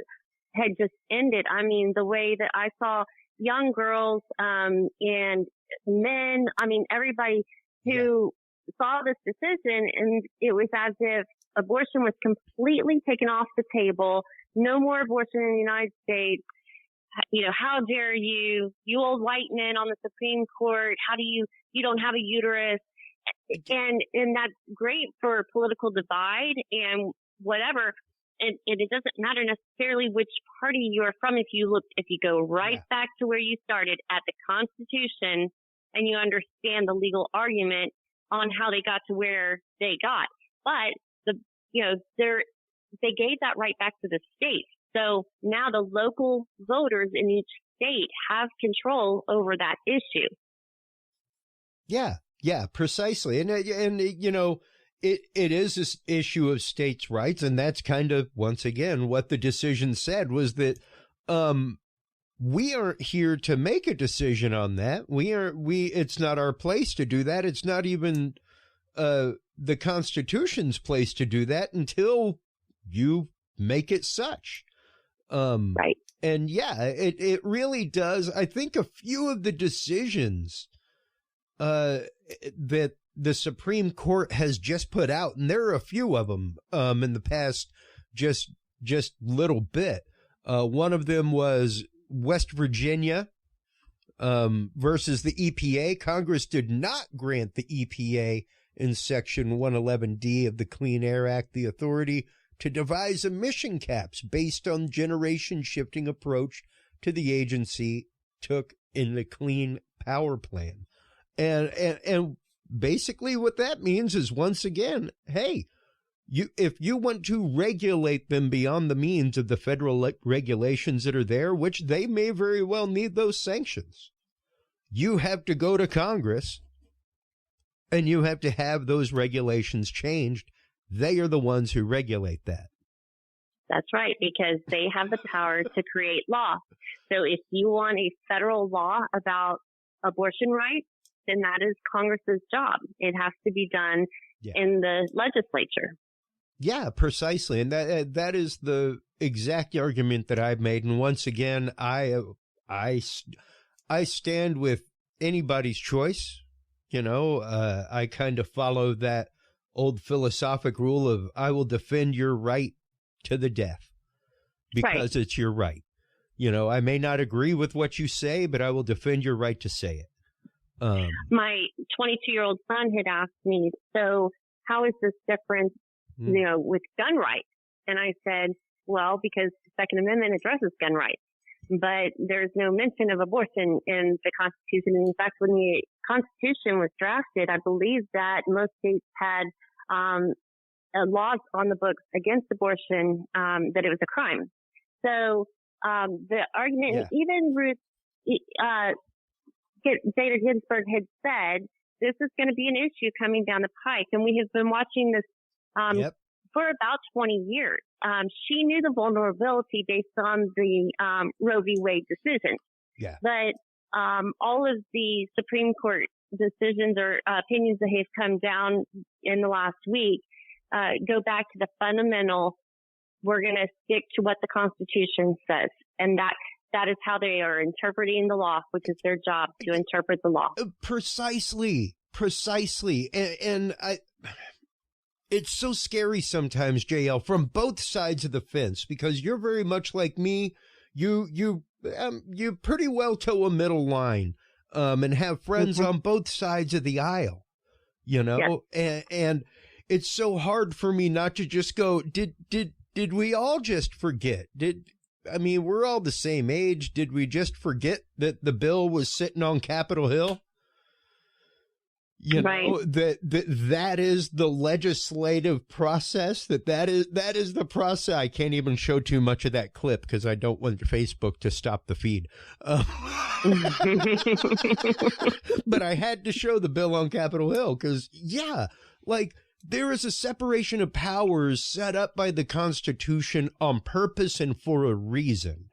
If the separation of powers didn't exist, then, you know, even the check of right now, the point that I have made with people is everybody who has a representative, if this is something that you believe in and believe is a fundamental right of people, call your House of Representatives representative for your local district. Ask them how they have voted on it. You can look it up, how they voted on it, and you could probably look up straw polls for the area recently to see what the constituency says.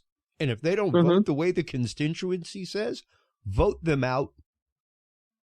That's right. Vote because they're out. supposed to just go fire them, they're supposed literally to represent you. Yeah, absolutely. But you know, something interesting I wanted to bring to your attention, Chris, I don't know if you realize this, but I said that you get to the Supreme Court in one of two ways, and one of them being through an appeal process or an appellate process. so it was this Dobbs versus Jackson Women's Health Organization case that came out of Mississippi, because what happened was the state legislature makes law in Mississippi, said, hey, we're going to enact this Gestational Age Act, which said no more abortions after 15 weeks. They had one abortion clinic, and that abortion clinic, Jackson Women's Health Organization, said, we're not going to stand for that, so we're going to file a lawsuit.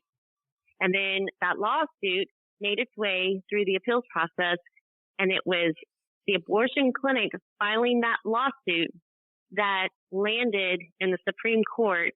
That was what overturned Roe v. Wade.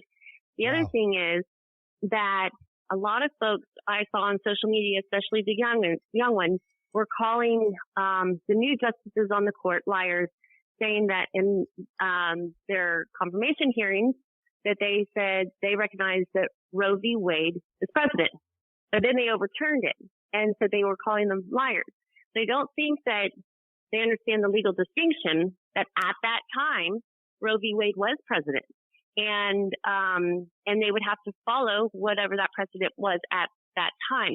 Now they would be asked questions about how they might rule on cases in the future, but a smart candidate is going to say, I'm not going to speculate. I'm not going to say how I might or may not, because they don't have all the facts in front of them.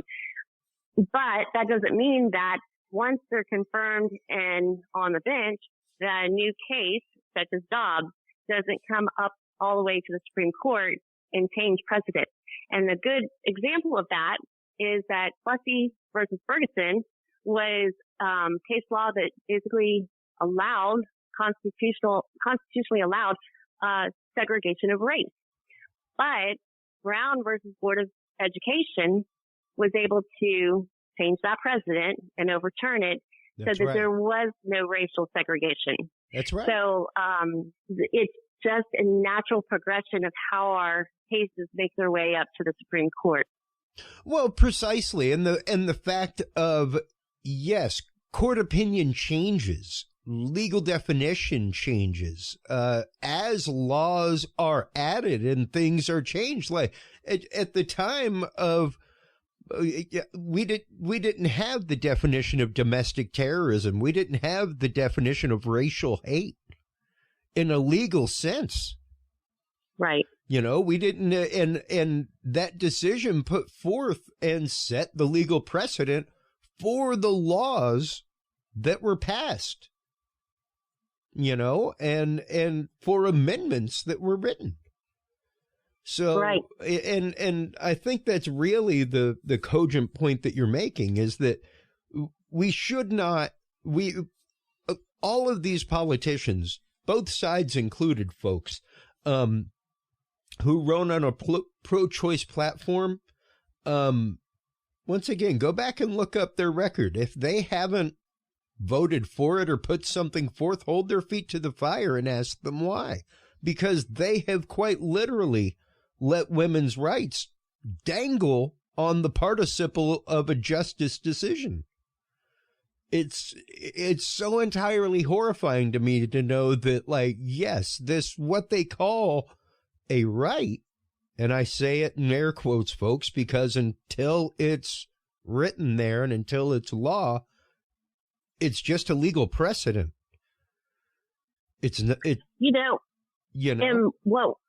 another illustration of the Supreme Court making sure that they stick to the Constitution in their opinion or their decision was the coach's case that you and I had talked about. Coach Joseph Kennedy in Washington, football coach, he was exercising silent prayer on the 50-yard line, and the school district didn't appreciate that, and so he was fired and he filed a lawsuit, and that worked its way up to the Supreme Court. And that decision or opinion came out this week, where they said the Constitution and the best of our traditions counsel mutual respect and tolerance, not censorship and suppression for religious and non-religious views alike. And the point being is that he has a First Amendment right protected in the Constitution, free exercise and free speech clause. that he can take that time if it's not on the clock, and he wasn't on the clock necessarily. That's right. That's right. And you know, it disturbs me when I hear people, because the one reason why I wanted to address that one was because, of course, that's where everybody jumps in and says separation of church and state. And you really do have to back up and go, whoa, whoa, whoa, whoa. Hold the big phone. Because that is not what separation of church and state means. Separation of church and state means that a fascist regime cannot be put in place, and the church cannot be the government, and the government can't be the church, and the government can't tell you where to go to church or how to go to church. That's right. And in fact, I think it was Justice Neil Gorsuch that wrote the majority opinion. But one of the things, just like you said, was he said here, a government entity sought to punish an individual for engaging in a brief, quiet, personal religious observance, doubly protected by the free exercise and free speech clauses of the First Amendment. And also in this scenario, you know, he did this privately, and players then came to him and wanted to engage also. But that was not required. He didn't ask them to. He didn't order them to. It was not required. That's right. It was not a requirement of being on the team, not a requirement of being on the field, not a requirement of anything involved. It was whoever wants to come hop on this, feel free. We're going to take a knee real quick. You could take a knee to the east if you want to. Doesn't matter, but we're going to come observe a quiet knee over here, and that's what this is for. And I think because like we graduated from the same high school. We went to high school together. And I remember when it became the norm that we had a designated classroom that was where our Muslim graduating friends and underclassmen and things like that could go to at lunchtime. Right. And pray to the east. And that was not a common thing. It was not everywhere. And it was something that was a point of consternation for some people. And I remember that. And it's like, wow, you know, that's kind of, I think, what people are forgetting when they jump to the separation of church and state. And it's the coach wasn't telling anybody in school how to pray, what to pray to, anything like that. It's the fact of he has the right to exercise his right to religion, even in a public place, even in a public school. So, and much the same way that any student has the right to go to that designated prayer room and go practice the prayer that they need to. So, but I think you make a really great point, Chris, in that if folks out here don't like the laws as they're being decided, then change the law. Yeah. And to effectuate change, you have to be active, get in touch with your local representative, your senators, and let your voice be heard. And of course, vote.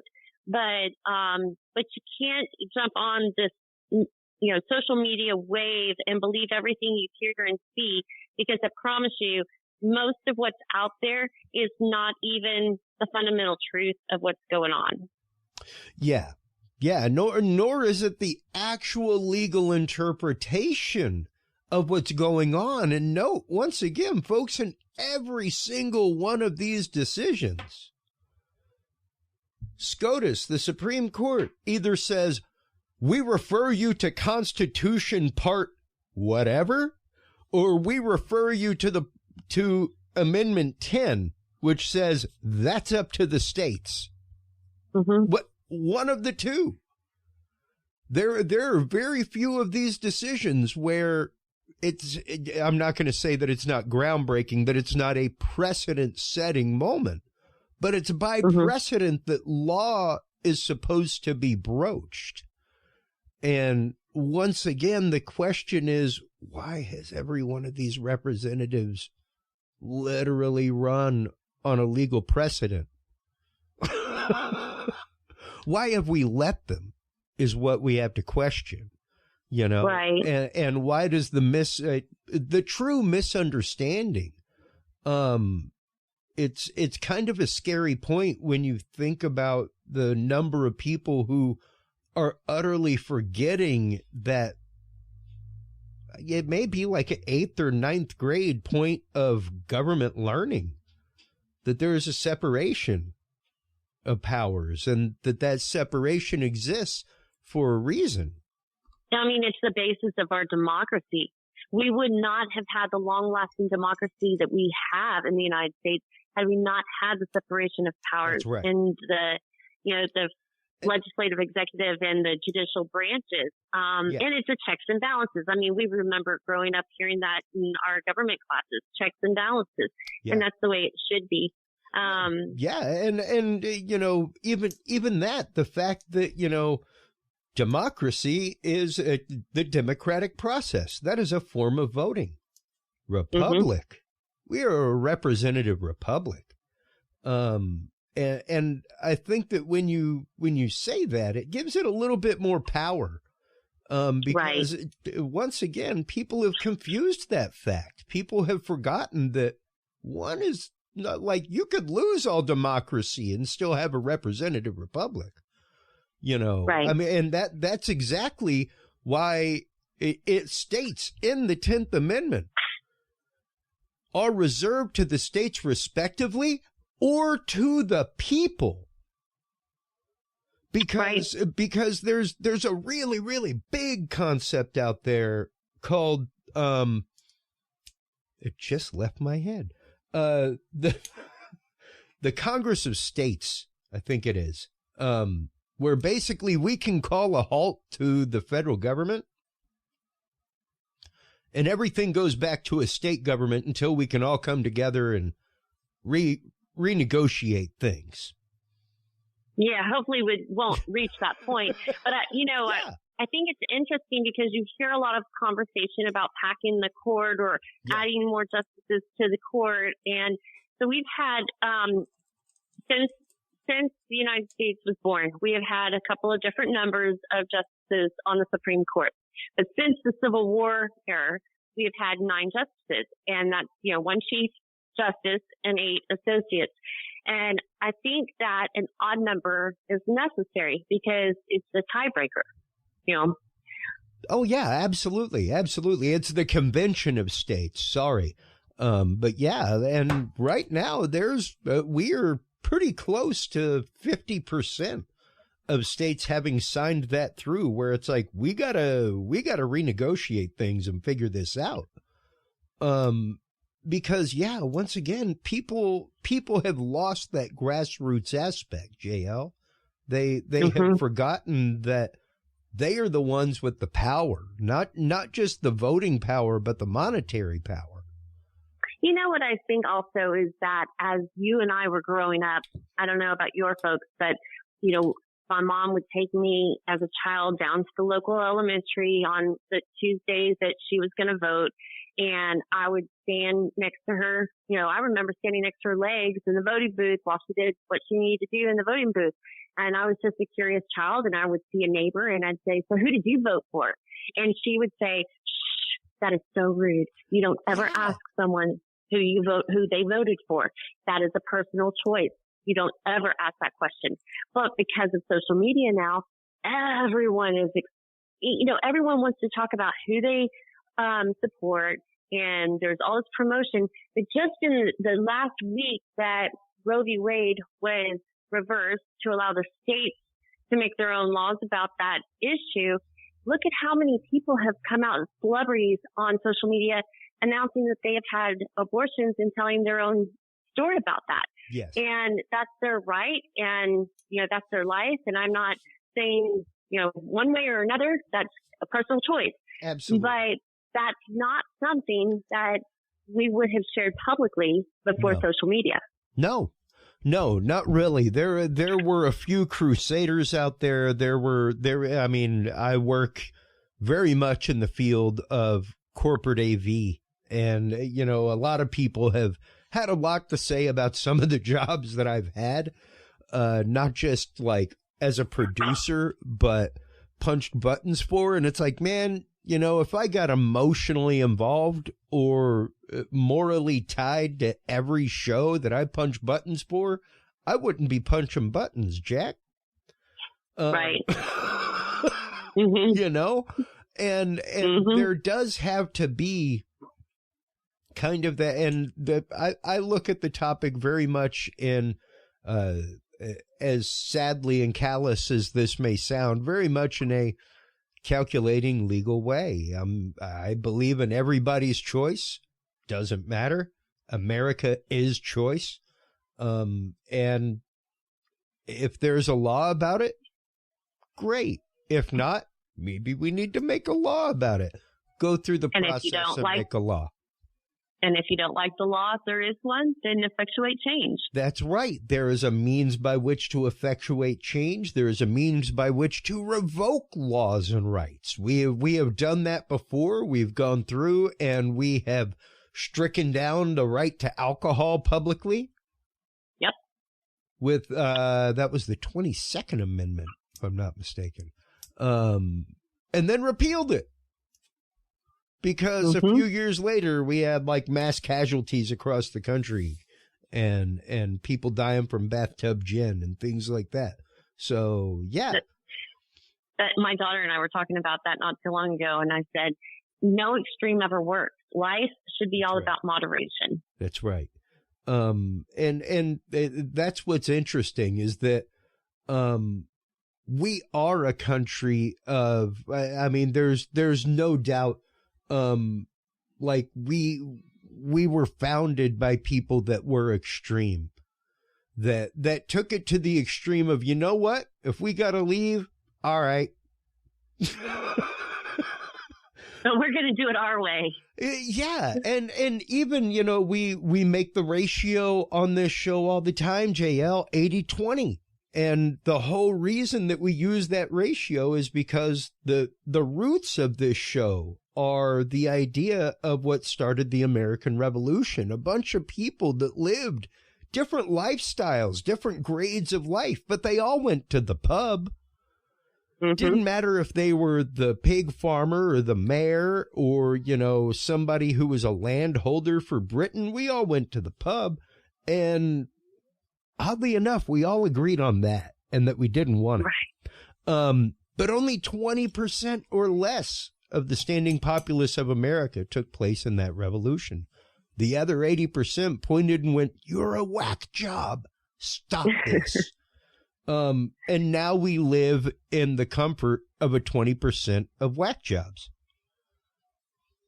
Yeah. So, that hard-fought Constitution, that hard-fought separation of powers that exists because of the wisdom of a bunch of people that were raised under the oppression of something different. And also I would like to say, when I talk about effectuating change, I'm talking about through legal means. Absolutely. Whether you're conservative or whether you're liberal, shaming somebody who is a public figure who doesn't have the same ideology as you, or stalking them, threatening, harassing, death threats, insulting them while they're having dinner. All of that kind of behavior is not helpful to either side or to our country as a whole. I currently reside in Friendswood. They announced the Grand Marshal for 4th of July parade, a woman who was the graduating class from 2001 and had an extensive military career, an impressive one. She also, when she was at Friendswood High School, took our girls soccer team in 2001 to state championship and won. She and her team. So she had a lot of impressive qualities, and that is why the steering committee had elected for her to be our Grand Marshal in our 4th of July parade in Friendswood, small town. However, she had some political beliefs that not everybody in the community agreed with. And so somehow the story had gotten leaked to a cable news network nationwide, and the next thing you know, she's receiving threats. And she decided to step down from being Grand Marshal in our parade this year. We're not going to have one. Yeah. What? You're not going to have a parade, or you're not going to have a Grand Marshal? We're not going to have a Grand Marshal. That is. So that's the first time ever in Friendswood parade history that we won't. And this my is all point because is of somebody's political leaning? yes. Wow. And, and quite honestly, I don't even know which political party she's with. I just know that some of the statements that she made had gone against what others believed. And so I don't think that the threats came from our local city community. I know we have a very fantastic police chief who is Johnny on the spot when it comes to investigating those types of things and would get that under control. I think when it was leaked to a national cable network that people who don't even know our community were the ones that were making these threats. But the point is that whether it's, you're conservative and you don't care for the liberals, or you're a liberal and you don't care for the conservatives, that is not the way to effectuate change. Yes. And we need to get some sense and level of respect and compassion and empathy back for each other in this community, because I don't know how we're ever going to overcome the divide that's in this country if we can't get back to a level of respect. Yes, to quite literally a level of my fence is where it ends. Mm-hmm. Like what happens beyond my fence, okay, and everybody looking in at my fence should be whatever happens beyond that fence. Okay. And maybe if we didn't all express, our beliefs so vocally and on social media, and we did just keep it within our fence, and let our credentials stand for themselves, then there wouldn't be that kind of tearing apart of each other. And I find it very interesting because when I had you on last, was it last time or the time before that you were physically here in the studio with your son? Time before. Okay. Because I found it very interesting that he is pretty well devoid of social media presence, minus a couple platforms, That's true. And that is not the only youth that I know like that. That is like, nah, not really for me. And right. It's really, really interesting because, of course, our generation is the one that birthed this whole thing. And it's interesting to see how our parents respond to it, and how the generation after responds to it, and how the generation after that is responding. Now, with that being said, I want to kind of switch gears for a second. A surprise topic here. As a defense lawyer, where do you stand on the Ghislaine Maxwell verdict, and on the R. Kelly verdict, both of them? With Maxwell, I think that 20 years was an appropriate amount of time based on what I know. And of course, you know how I always feel. If I'm not in the courtroom hearing the evidence myself, but based on what I know and what her range of punishment was and what the state was asking for, given her age and her role, I think that 20 years was appropriate. I think it's unfortunate that these victims don't feel like they were able to really truly have their day in court with the true perpetrator in their allegation of Jeffrey Epstein. And I was worried that because there was no Epstein for them to have their day in court with, that Maxwell was really going to be taken out on her unfairly. So I tend to think that 20 years was appropriate if she was convicted of the allegations, and she was.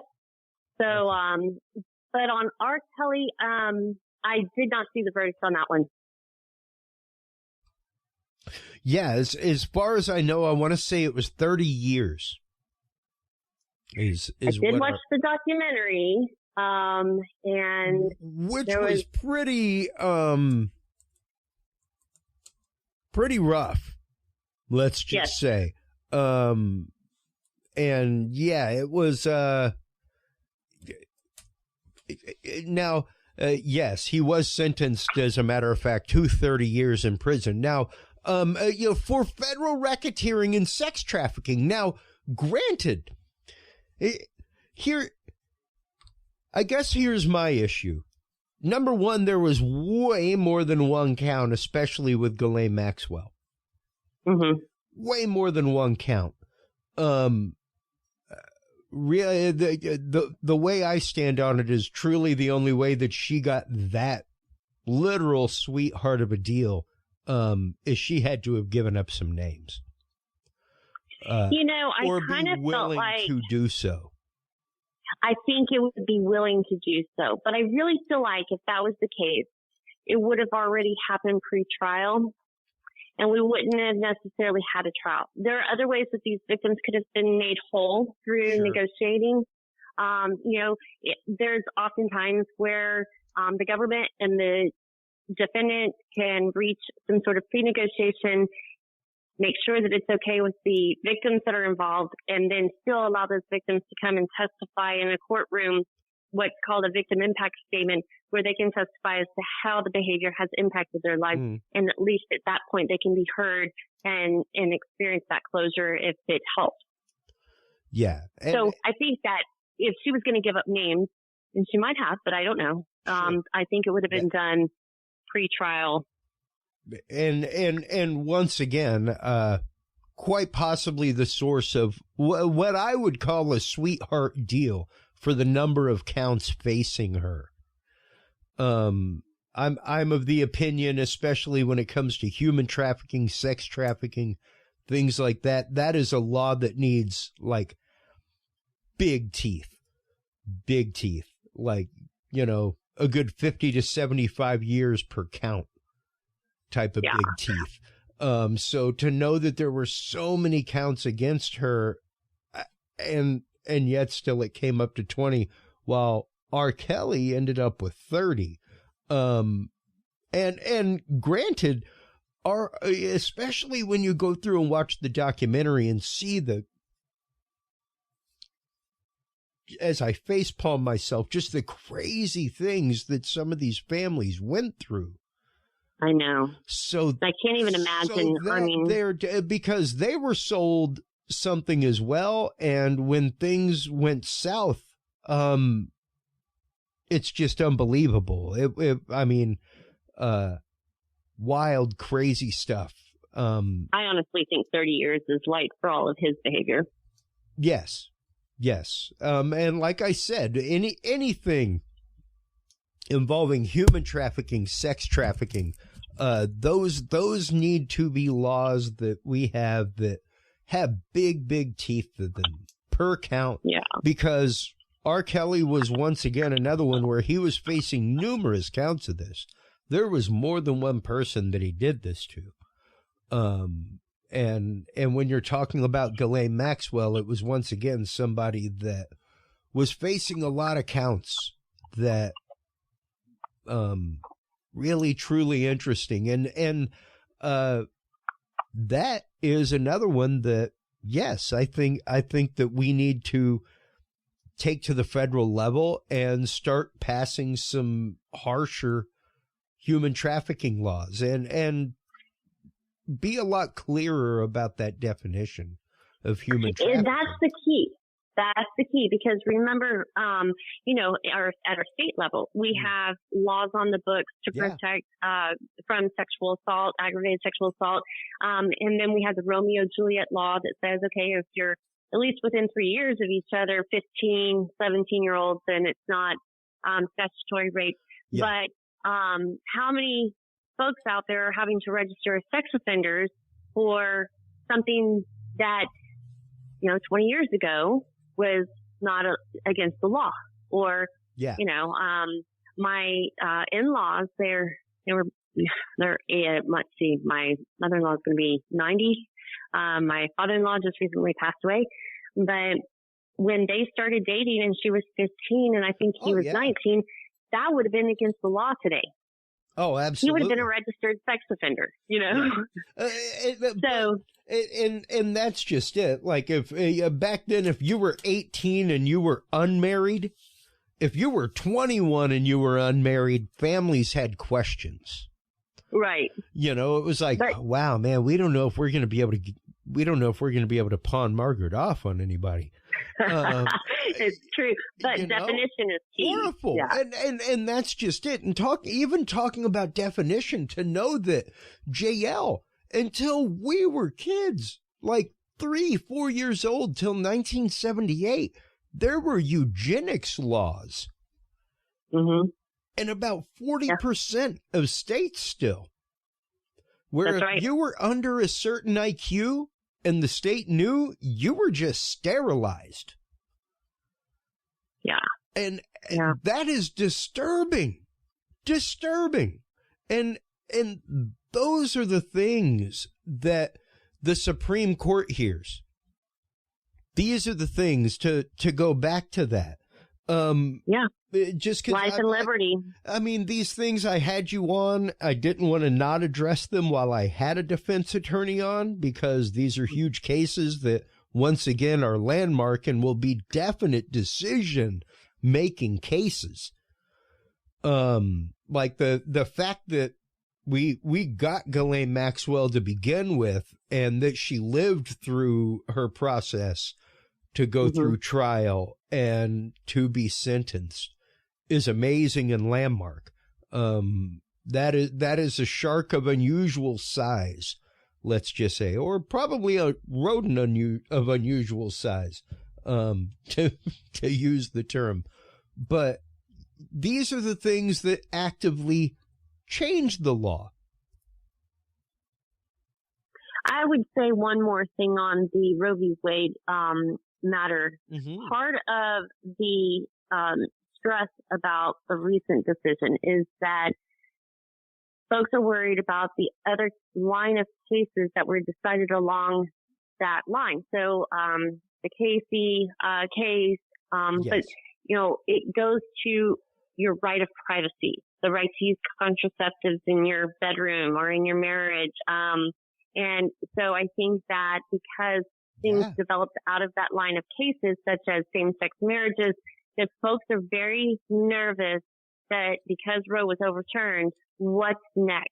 And so I feel in my heart a sense of peace that all that this opinion is saying is it's not constitutional. It's not a constitutional right.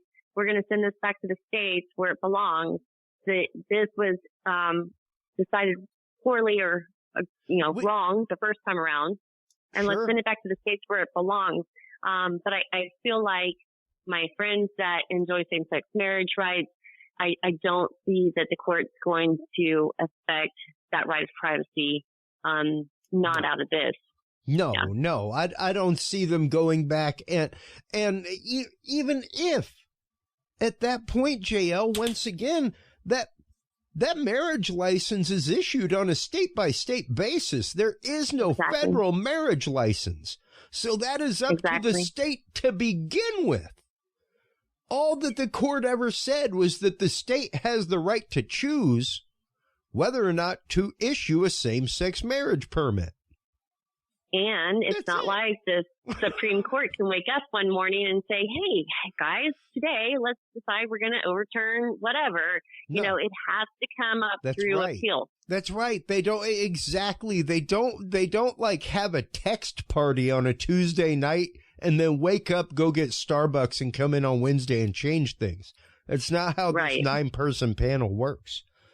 And that's exactly why I wanted to be on your podcast about this issue. It's because I was seeing all of this information coming out into these young minds through social media.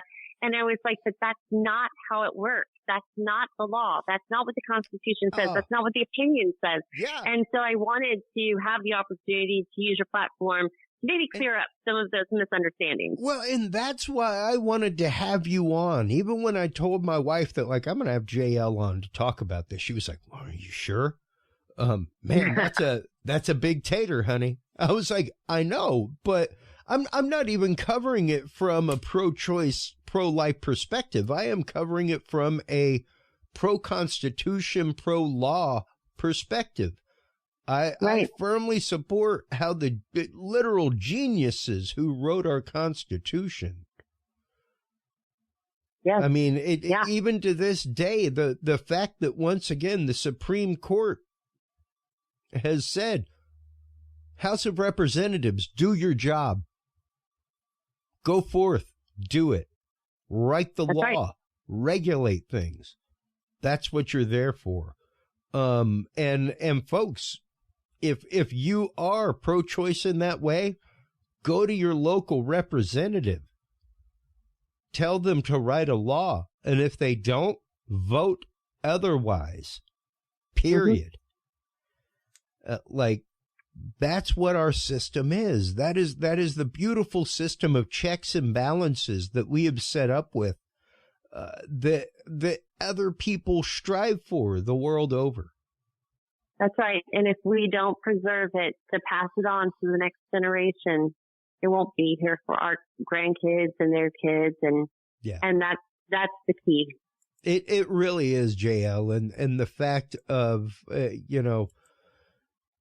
trying to get people to once again understand these things, that we get caught up in common vernacular. We get caught up and swept. Even that fine line definition that I was saying earlier between a representative republic and a democracy. Yes, we're a democracy. That is a form of voting, though. Yeah, you're right. And people forget that. You as the person who hires the representative have the power. These people are your employee. Quite That's literally. Right. If you told an employee for the last 50 years that he should probably do something for you and he didn't, would you still have an employee? Nope. Because some of these people, a dude that owns a really big office included, have run with this thing in their back pocket, ladies, for the last 50 years. Since this decision, they've held office and used it as a running point, and used you and your rights as a running point. Yep. And that's horrifying that they have done nothing to actively secure that. Yet now they will gladly throw their arms up in consternation and try to light things ablaze because of it. Right. And throw out what we've established as tradition and say we need to add more justices to the court, when they fail to do their job, which is to make the law. Yeah. All the judicial branch does is interpret the laws that they make. And if you didn't make a law that, on this issue, in 50 years of sitting in Congress, that's right, you need to be fired. Yeah, we cannot live our lives or guarantee our rights by the precipice of a legal precedent. Right. Period. We have been, quote, guaranteeing these rights on the precipice of a legal precedent. And I would say if we do not secure R v. Wade, then we need to move down the line, and we need to secure on a state-by-state basis, if need be, gay marriage rights, all these other things that came as a result of, and once again, folks, wherever you stand religiously, I don't care if you listen to a man with a collar or if you believe in the use of a hijab. I really don't care. America is choice with a capital C. Straight up. That is what we are about. To say otherwise to me is just anathema and is totally against the Constitution. So go out there, take it to your representatives, folks. Take it to your local people. Hold their feet to the fire. These are the moments that steel us as a society.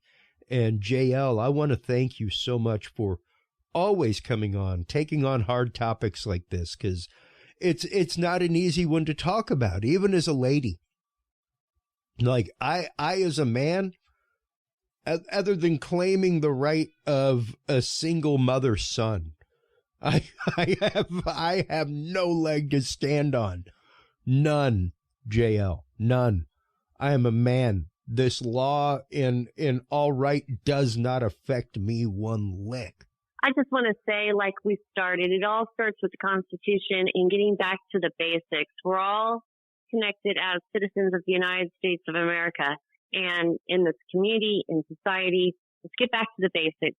let's look at the Constitution. The wise men wrote, many, many moons ago for us that has lasted for so long.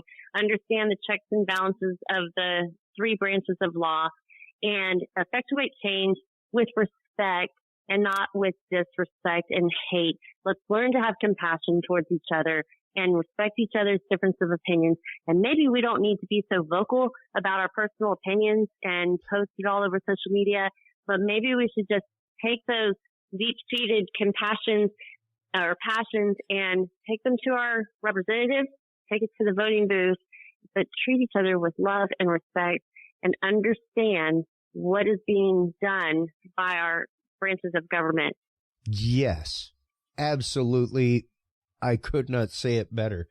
JL, thank you so much as always for coming on, for helping clear up the halls of justice and how we understand them.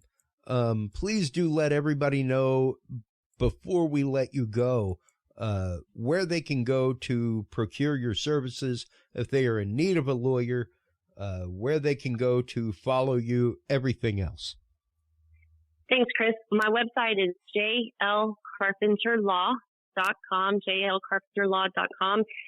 We typically practice Harris County, Galveston County, Fort Bend, Brazoria, and now we're taking cases in Travis County and the surrounding areas of Austin. Fantastic. I am so glad to hear that you have moved into our surrounding areas. JL, thank you so much again for your time. Please do hold the line while we close things out. While you are online checking out everything from JL Carpenter, make sure to stop on by Curious Realm. CuriousRealm.com is the website, folks. That is where you can go to find all of our episodes. That's where you can go to find all of our coverage for the amazing upcoming MUFON Symposium in Denver, Colorado, as well as the IRVA, the International Remote Viewers Association Conference, coming to you out of California. We will have some great live coverage there. Until next time, everybody, take care of yourselves, take care of each other, and remember, stay curious. We'll talk to you soon. Thank you for tuning into this episode of The Curious Realm. Stay tuned for more guests, forbidden topics, and hidden truths. Download the official Curious Realm app and view the Knowledge Vault on our website, CuriousRealm.com. Follow us on social media by searching Curious Realm. Curious Realm is available on your favorite podcast services, as well as YouTube, Roku, Amazon Fire, and Apple TV through the APR TV app, available on all app markets. Curious Realm is a proud member of the HC Universal Network family of podcasts. For more great content or to become a sponsor of Curious Realm or other podcasts, visit hcuniversalnetwork.com today. Thanks for listening. Stay curious. And remember, the other side is always watching.